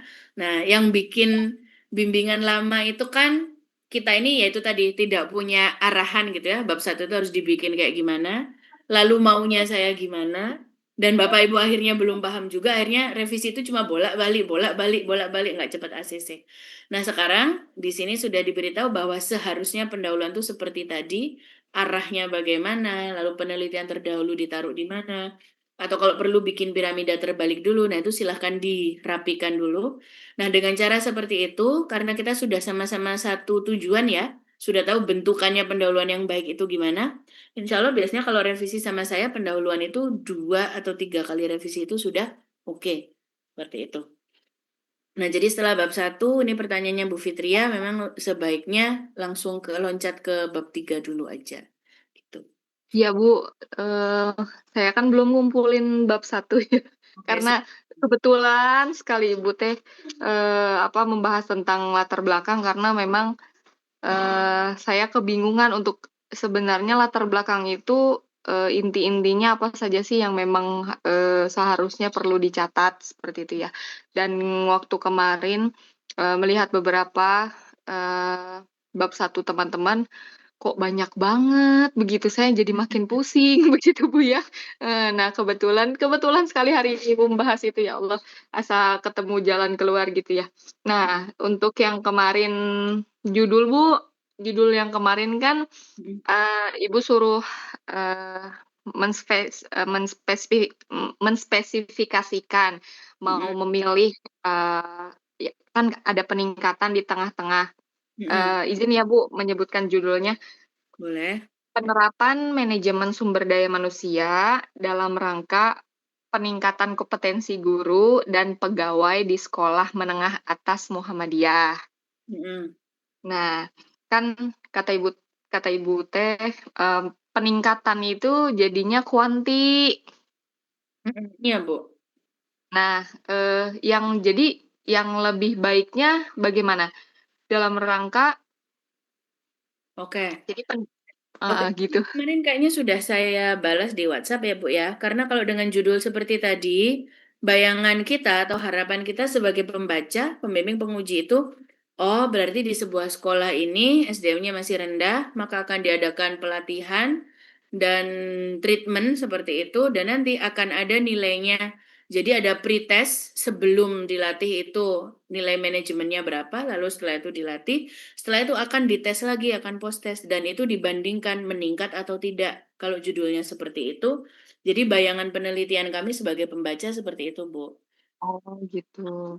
Kalau misalnya maunya melihat bagaimana, berarti tidak perlu ada kata-kata peningkatan. Sepertinya kemarin sudah saya balas, kayaknya implementasi dalam menunjang atau bagaimana. Jadi kalau menunjang itu kan bukan tanggung jawab kita untuk meningkatkan. Seperti itu, Bu Fitria. Jadi yang baiknya seperti apa ya Bu kira-kira? Kayaknya kemarin udah ya Bu. Apakah belum ya? Mana sebentar, saya cek dulu. Kayak punya saya tuh diubah menunjang Bu kemarin. Oh, yang punya Pak Salam ya? Punya Pak Salam. Meningkatkan diubah menunjang Bu. Iya, jadi seperti itu. Jadi kalau saya sih ditulis aja dulu judulnya, karena nanti akan saya revisi itu lebih jelas kalau dicoret-coret di situ gitu Bu. Oh iya. Jadi saya Japri ya Bu ya. Iya, jadi silakan dikerjakan dulu. Nanti akan saya buatkan Google Drive. Jadi tidak dikumpulkan per file seperti itu di grup ya, takutnya hilang. Nah, jadi nanti akan saya buatkan. Iya, benar Bu, benar. Nanti saya akan buatkan Google Drive, silakan kumpulkan di situ. Nah, di sini saya berikan contoh. Ini judulnya singkat aja. Integrasi kurikulum pendidikan multikultural di Desa Patoman. Udah gitu aja. Berarti di desa itu ada sebuah pelaku multikultural, ada tokoh adat segala macam. Lalu anak-anak SD di sekitar desa itu disuruh membaur dengan warga desa sebagai integrasi kurikulum pendidikan multikultural. Nah, ini bisa Bapak Ibu gunakan sebagai contoh. Nah, di sini langsung ada fenomenanya gitu kan. Indonesia, negara dengan kekayaan, punya keragaman sosial budaya, memiliki tingkat keanekaragaman, keragaman. Kalau dilihat di sini, paragraf 1, ini semua intinya tentang multikultural atau keberagaman. Langsung aja ke situ. Dan beliau ini menjelaskannya langsung ke fenomenanya. Nggak usah ditulis keberagaman adalah, dan lain sebagainya. Multikultural adalah, dia langsung ke fenomena bahwa Indonesia ini memiliki keragaman sosial dan budaya. Tingkatnya banyak, budayanya unik dan dinamis. Udah, titik kan ya. Nah, terus di sini dijelaskan keberagaman adalah modal sosial yang penting untuk pembangunan nasional. Kenapa kok dibahas seperti itu? Karena arahnya ke kurikulum itu tadi. Jadi di sini mulai disambungkan hubungannya. Kenapa sih? Apa hubungannya keberagaman dengan desa dan lain sebagainya? Nah, ini kan daya saing sebuah bangsa dan negara, keberagaman dalam konteks pembangunan nasional bagaimana? Maka pengenalan peran dan strategi pendidikan itu membutuhkan pendidikan yang inklusif. Jadi dari keberagaman ini langsung beliau tarik ke dalam pendidikan. Caranya seperti itu. Apa sih fungsinya keragaman bagi pendidikan? Nah, karena penting, maka harus ada strategi pendidikan inklusif terletak pada kemampuan membekali peserta didik. Di sini udah langsung dijelaskan gini, studi terdahulu telah banyak membahas tentang pentingnya pendidikan multikultural. Tapi kebanyakan fokusnya di SMA dan SMP dan di perkotaan. Nah, maka beliau kan mengambil gapnya di situ. Bedanya penelitian saya ini di SD dan di pedesaan. Studi terdahulunya ini buktinya apa? Dijelaskan di sini. Penelitiannya Sucipto di Tangerang Selatan. Ada studi terdahulu lagi dari Siregar dan Nasution di Medan. Nah, karena kan beliau sudah bilang bahwa banyak studi terdahulu kan kita mau lihat buktinya apa. Paling nggak kasihlah 2 atau 3 itu sudah cukup. Nah, setelah ada penelitiannya Sucipto, Siregar, Nasution, beliaunya mengkritisi kelemahan studi terdahulu tersebut, kelemahannya itu apa? Maka penelitian ini menjadi penting untuk mengisi kekosongan dalam literatur. Penelitian saya tidak hanya meneliti aspek formal seperti kurikulum, tapi juga mendukung penerapan integrasi pendidikan multikultural di SD Patoman. Nah, kenapa kok multikultural itu penting? Disebutkan lagi di sini, pendekatan yang terfokus pada apa, lalu kenapa kok di SD, dan lain sebagainya. Nah, lalu baru di sini SD Patomannya bagaimana. Beberapa pendahuluan yang saya baca kemarin itu kebalik ya. Jadi setelah menjelaskan fenomena, langsung berdasarkan observasi awal peneliti di sekolah mana atau di kota mana. Nah, jadi logikanya Bapak Ibu, kita ini kan sebagai peneliti kita memahami fenomena dan teori, lalu kita baca buku dulu, terus kita lihat di sekitar kita, loh katanya buku kayak gini, kok di desa saya nggak kayak gini ya? Kan logikanya seperti itu. Jadi maka dari itu fenomena dulu, studi terdahulu dulu, baru ke tempat studi kita. SD Patoman 1, wilayah Kampung Pancasila di Banyuwangi, dan lain sebagainya. Jadi kemarin beberapa pendahulunya ada yang terbalik. Jadi observasinya didulukan, lalu baru studi terdahulu dan lain sebagainya. Itu sebaiknya diputar saja gitu ya. Nah, jadi ini kan pikirannya semakin mengerucut. Dari pemahaman yang besar, dia turun ke teori, studi terdahulu, dan lain sebagainya, sampai akhirnya fokus di SD Patoman ini, penelitiannya bagaimana, dan rumusan masalahnya itu apa. Seperti itu. Nah, di sini sudah mulai masuk ke Kampung Pancasila, penjelasan konteks. Nah, rumusan masalahnya ada 3, bagaimana bentuk integrasi, bagaimana fungsi integrasi, bagaimana makna integrasi.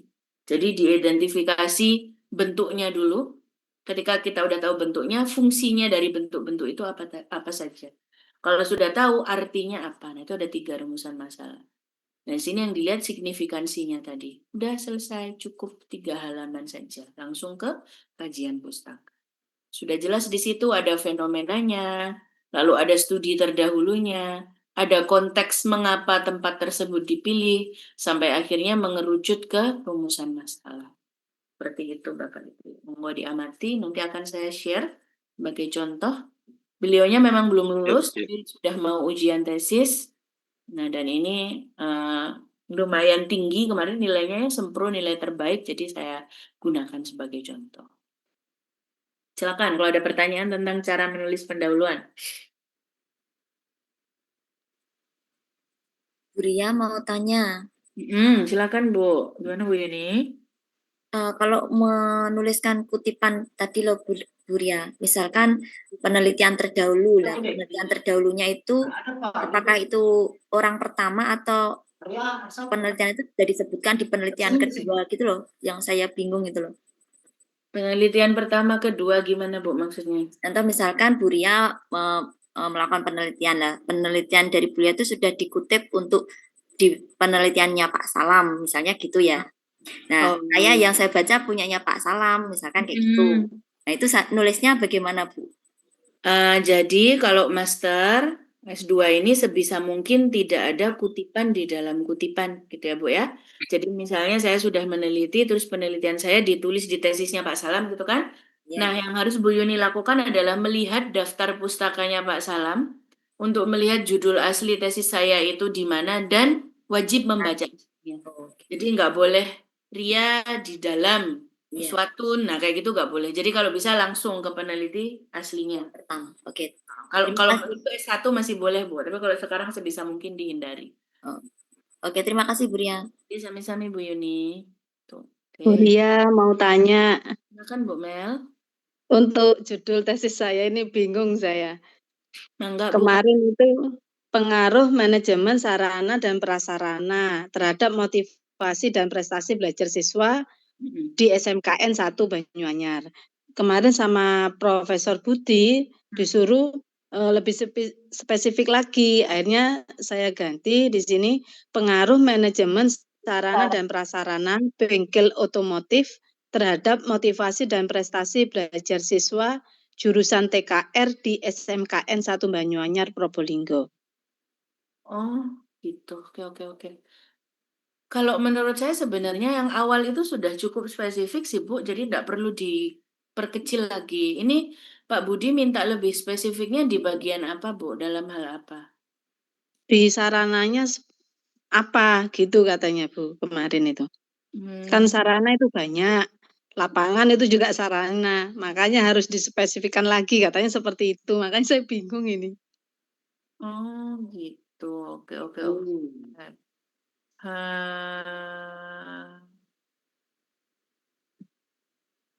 Mungkin terus jawabannya gimana? Maksudnya di sekolah itu apakah memang benar bahwa sarana prasarananya itu dikotak-kotakkan atau bagaimana, Bu?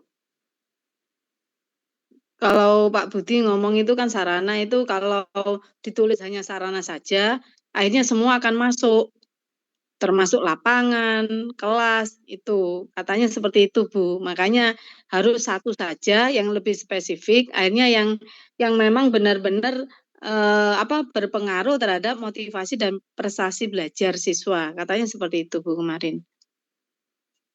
Saya Iya, juga Bu, kalau di bingung. sekolahnya itu seharusnya peneliti tidak.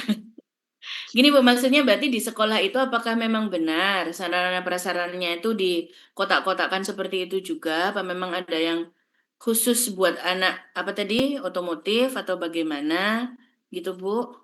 Iya, Jadi sebenarnya setiap jurusan kan memang bengkelnya berbeda, Bu Ria, memang. Gitu. Saya ngambil TKR karena memang yang mempunyai siswa terbanyak, makanya saya ngambil TKR akhirnya seperti itu. Nah, TKL ini sarana prasarananya kan ada sendiri ya, Bu ya?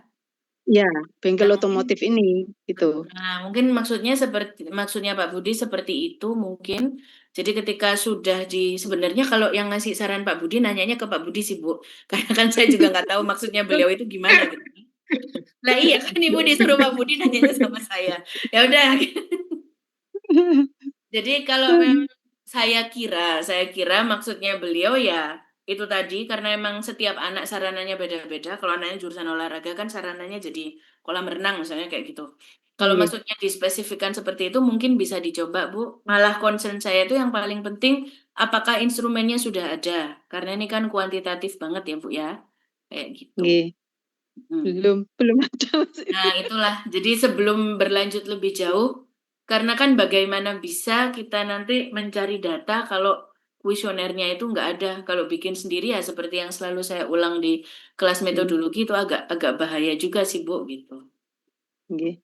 Berarti cari kuesionernya dulu nggih Bu ini berarti nggih. Ya, oke, silakan Nggih. dicari Nggih. mungkin persepsi itu bagaimana.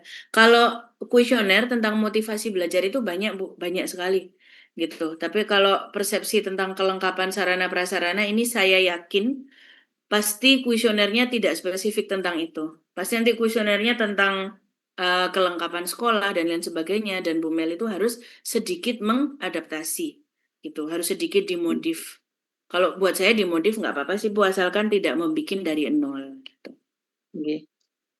Nggih. Terima kasih banyak Bu Ria. Baik, sama-sama. Monggo Bapak Ibu masih ada waktu 5 menit. Usul Bu. Misi Bu. Oh ya, Iya. duluan. Silakan gimana? Usul Bu, mungkin ada satu pertemuan gitu ya. Untuk diberi kesempatan kami presentasi di depan panjenengan semua gitu. Satu persatu. Jadi sebelum sempro tuh ceritanya sudah ada perannya lah gitu. Oh iya. Iya, kalau itu sih Pak kadang bisa kalau waktunya masih ada. Tapi kalaupun tidak, biasanya saya akan meminta ininya, PowerPoint-nya dikumpulkan. Karena memang sempronya itu pendek, Bapak Ibu presentasi itu paling maksimal 10 menit. Jadi nanti PowerPoint sempronya saja dikumpulkan, nanti akan dibantu untuk mengecek mana yang bisa ditampilkan, mana dan mana yang tidak gitu. Kalau misalnya tentang latihan sempro itu dulu kalau masih tersisa waktunya diadakan bisa, tapi kalau misalnya tidak tersisa, nah itu biasanya latihan dengan teman-temannya sendiri, biasanya kayak gitu. Jadi saling ngecek aja. Mandiri lah. Ya, Jadi mandiri. ceritanya cek ombak dulu begitu sebelum aslinya. Ya boleh Pak Salam, silakan. Oke, menarik. Ya betul. Nah, Satu ini lagi Bunda, apakah yang kami kirim itu sudah pernah dilihat ya? Berarti sepintas sudah dibaca ya tentang yang sudah kami kirim itu. Ya, benar. Kan pendatang baru ini Bunda. Belum tahu mana yang harus diperbaiki. Ya. Sepintas sudah saya lihat Bapak Ibu, tapi kalau buat saya yang penting ini dulu aja, karena nanti akan terlalu banyak yang diobrak-abrik seperti itu ya. Ya, jadi kemarin ada sedikit clue dari Ustadz Budiono gitu ya. Ya, dijadikan dulu ininya tesisnya gitu. Iya betul, memang seperti itu. Tapi kan nanti kasihan Bapak Ibu ya, sudah dijadikan tapi nanti terlalu banyak yang dirombak. Kalau buat saya daripada kerja 2 kali, satu-satu aja dulu. Jadi ini meskipun sudah ada yang mengumpulkan bab 2, mohon maaf mungkin tidak saya baca dulu. Kita konsen membenahi bab 1 saja dulu. Nah, pengalaman saya membimbing yang kemarin-kemarin itu insya Allah 8 pertemuan ini jadi untuk bab 1, 2, 3 itu bisa. Seperti itu. Ya, oke. Asalkan ya itu tadi sama seperti menulis jurnal, merevisinya cepat, jadi bolak-baliknya nanti cepat. Gitu. Siap. Bu Ria. Siapa duluan ini? Bu Ria, berarti kan kemarin kan kita sudah, saya terutama sudah mengumpulkan bab 1. Nah, ini kan dapat materi baru, cara nulisnya kayak gini-gini. Apakah langsung bisa istilahnya kita benahi sesuai dengan pemahaman kita atau nunggu dulu? Betul Bu, silakan langsung dibenahi. Kan yang kemarin bab 1-nya itu apakah Pak Budi sudah ACC semua? Saya rasa belum. Saya sudah Bu. Oh iya Pak, hanya Pak Salam saja Bu. Yang bab 1 sudah setuju beliau 2 kali lagi dicek gitu. Oh gitu, oh ya sudah, maksudnya kalau akselerasi Pak Salam. Karena Pak Budi kemarin ngasih kabarnya ke saya pada saat dia ini serah terima kelas ini, banyak yang belum di ACC kan, beliau bilang begitu ya. Iya Bu. Jadi, karena benar. Masih kan berarti judulnya aja belum. Gitu. Ada yang belum ACC juga. Ada yang judulnya belum. Judulnya aja ada yang masih kayak gimana ya. Ya saya 3 kali Bu baru dia. Saya juga belum ada pasti judulnya itu Bu. Oke, baik. Jadi tadi setelah tahu dan mungkin akan saya berikan ide-ide itu judulnya, kalau bagi saya kalau misalnya mau diganti, kalau misalnya Bu saya ini kok masih nulis meningkatkan ya, tulis aja dulu, nggak apa-apa. Nanti kan dari situ kan akan saya bantu untuk membenahi. Nah, kalau belum ditulis sudah mau ganti, nah itu biasanya nggak selesai-selesai gitu kan? Kan biasanya kayak gitu. Jadi sama seperti Pak Budi sebenarnya tulis saja dulu. Nanti ketika sudah ada produk yang ditulis itu kan kita tahu salahnya di mana. Dan itulah yang direvisi gitu.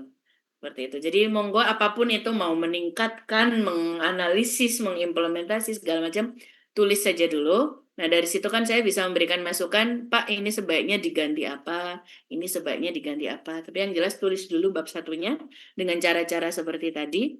Nah, bab satu itu merupakan sebenarnya rangkuman ide dari seluruh tesis itu. Kalau itu sudah berdiri dengan baik, itu insya Allah selanjutnya itu tinggal ngikuti aja dari bab satu, ya. Nah, yang ini nanti mungkin Bapak Ibu pelajari sendiri cara menulis kutipan. Nah, seperti ini. Kalau di dalam kurung nama Kohler misalnya koma 2020. Kalau dalam kurungnya pakai dan itu pakai tanda ini ampersand ini Kohler et al. Kalau dikeluarkan dari kurung jangan lupa yang dikurung tahunnya saja. Atau kalau ada halamannya bagaimana. Ini ada contohnya penggunaannya. Nah, hal teknis seperti ini saya harap Bapak Ibu bisa mengkritisi sendiri. Nah, kalau kurang dari 4 baris, kurang dari 40 kata, bisa seperti ini. Maaf, kalau lebih dari 40 kata, lebih dari 4 baris, ditulisnya seperti ini. Nah, hal seperti ini saya yakin pembimbing itu tidak membetulkan, karena kan dianggap sudah pernah S1 ya Bapak Ibu, ini kan masalah basic. Pengalaman saya kemarin kalau yang nguji Pak Arif Budi atau orang yang sangat cermat sekali bahasa Indonesianya, nah hal seperti ini akan dicek. Ada contoh-contohnya ya, silakan diperhatikan cara penulisannya bagaimana. Ini bisa dipelajari sendiri. Nah, kayak gini dan lain sebagainya. Gitu. Oke, baik. Ada pertanyaan lagi mungkin sebelum istirahat dulu untuk mata kuliah yang jam 1? Silakan.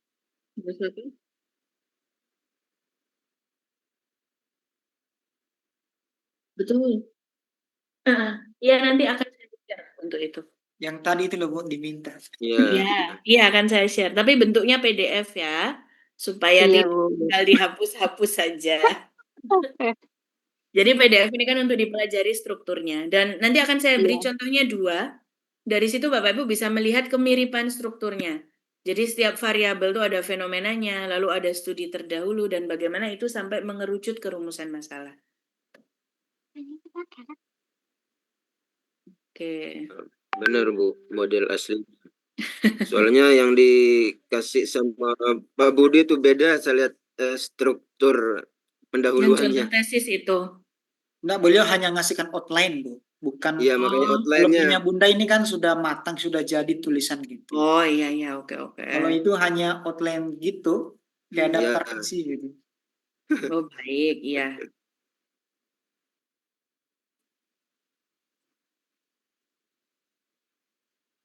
Oh bukan, jadi betul. Di bab 1 itu harus ada penelitian terdahulu. Jadi yang orang-orang berkali-kali bilang novelty, state of the art, nah kayak gitu tuh. Nah ketika kita bisa menunjukkan kekurangan penelitian terdahulu dan bagaimana penelitian kita bisa menutup, itu yang dinamakan novelty. Sedangkan state of the art itu adalah sebenarnya ini dibutuhkannya untuk disertasi atau S3 ya, itu dinamika penelitian topik tersebut. Itu kan selama ini sudah berjalan sebagaimana gitu. Ya, oke. Oke, baik. Kalau tidak ada pertanyaan, nah ini insya Allah Sabtu depan tidak ada perkuliahan, ya, karena ada rangkaian akreditasi itu. Bapak Ibu saya berikan contohnya, setelah ini insya Allah saya kirim. Nah, Sabtu depan karena tidak ada perkuliahan diganti dengan pengumpulan bab 1. Jadi bab 1-nya tetap wajib dikumpulkan tanggal 10 Mei. Nah, tanggal 10 Mei ini nanti akan saya koreksi. Insya Allah saya kembalikan ke Bapak Ibu sekitar tanggal 14 atau 15 Mei. Seperti itu. Jadi 4 atau 5 hari sesudahnya. Nah, di situ akan saya coret-coret dan segala macam. Tanggal 17-nya kita bahas. Kalau ada coretan saya yang tidak Bapak Ibu pahami, nah langsung kita bahas di situ. Nah, ini biasanya kemungkinan revisi 1 kali lagi. Insya Allah tanggal 24 tuh bab 1 udah selesai. Jadi memang ritmenya Amin. amin. Memang ritmenya seperti itu. Nah, yang sudah ACC seperti Pak Salam ini, tolong temannya dibantu ya, Pak. Kan belum Bunda cek juga seperti Oh apa. gitu. Iya, Oke. iya. Ya, Iya. Pak Salam itu bahagia itu sekarang. Oh gitu. Jadi Ya, silakan datang saya baru Bu bantu itu, ya. tapi langsung ACC. Kalau dulu bimbingan saya cuma 4 orang, 5 orang enggak apa-apa ngumpulkan di grup. Tapi kalau ini sampai 10 orang, saya ini kadang sampai bingung mana yang sudah dibaca, mana yang belum, kok banyak. Terus ada lagi yang ngumpulkan 2 kali kayaknya. Ini kayak sudah pernah saya baca, kayaknya gitu. Oke, jadi saya buatkan Google Drive aja. Tetap wajib dikumpulkan tanggal 10 Mei sebagai pengganti perkuliahan. 10 Apalagi Mei. di Bab 1 ya Bu ya. Bab di 1. Ustadz Nah, Budiono itu ketika ini Bu, pakai ketika manual mengikuti ngoreksinya. struktur yang tadi, kalau 1 paragraf 1 hari, nah itu insya Allah pas tanggal 10 udah selesai 6 paragraf itu bab 1. Gitu. Apalagi kalau misalnya ini tadi 1 paragraf 9 kalimat gitu kan. 1 kalimat setiap habis sholat gitu kan, subuh, duhur, asar, maghrib, isya. Tambah witir, tambah 2, Mantap tambah Quran tahajud. ya Oh, udah Bunda. 8 kalimat gitu. Jadi jangan dibuat susah Bapak Ibu, setiap selesai sholat 1 kalimat. Dicicil aja. Kalau sholatnya tambah banyak berarti paragrafnya tambah panjang. Kelihatan ntar di situ. Oke. Ide wajib dicoba idenya. Luar biasa. Nah, bisa seperti itu, Bapak Ibu. Jadi jangan dibikin susah ya, tesis itu sistematis, terstruktur. Ketika kita mengikuti struktur itu, insya Allah enggak, apa kalau orang Jawa tuh bilangnya menggelambiar atau lari kemana-mana. Ambiar. Ya baik. One day one paragraph. One day one paragraph, betul. Oke. Baik, terima kasih banyak Bapak Ibu ya. Akan segera saya kirim. Mungkin nanti agak jam 3-an ya, karena jam 1 ini saya ada kelas juga. Nanti saya kirim sekaligus dengan tugas jurnal yang untuk kelas metodologi. Oke. Baik, terima Bunda. kasih banyak atas kehadirannya. Tetap semangat. Bu Triana, hati-hati di jalan. Pak, siapa Ya, tadi? Bunda. Pas Saiful. Woi, Kok pakai helm itu? ke helm sudah dia. Mau terbang itu Ibu. Oke. Baik, terima kasih banyak Bapak Ibu. Saya akhiri. Wassalamualaikum warahmatullahi wabarakatuh. Waalaikumsalam warahmatullahi wabarakatuh. Wabarakatuh. Terima kasih Bu. Terima kasih, Bunda.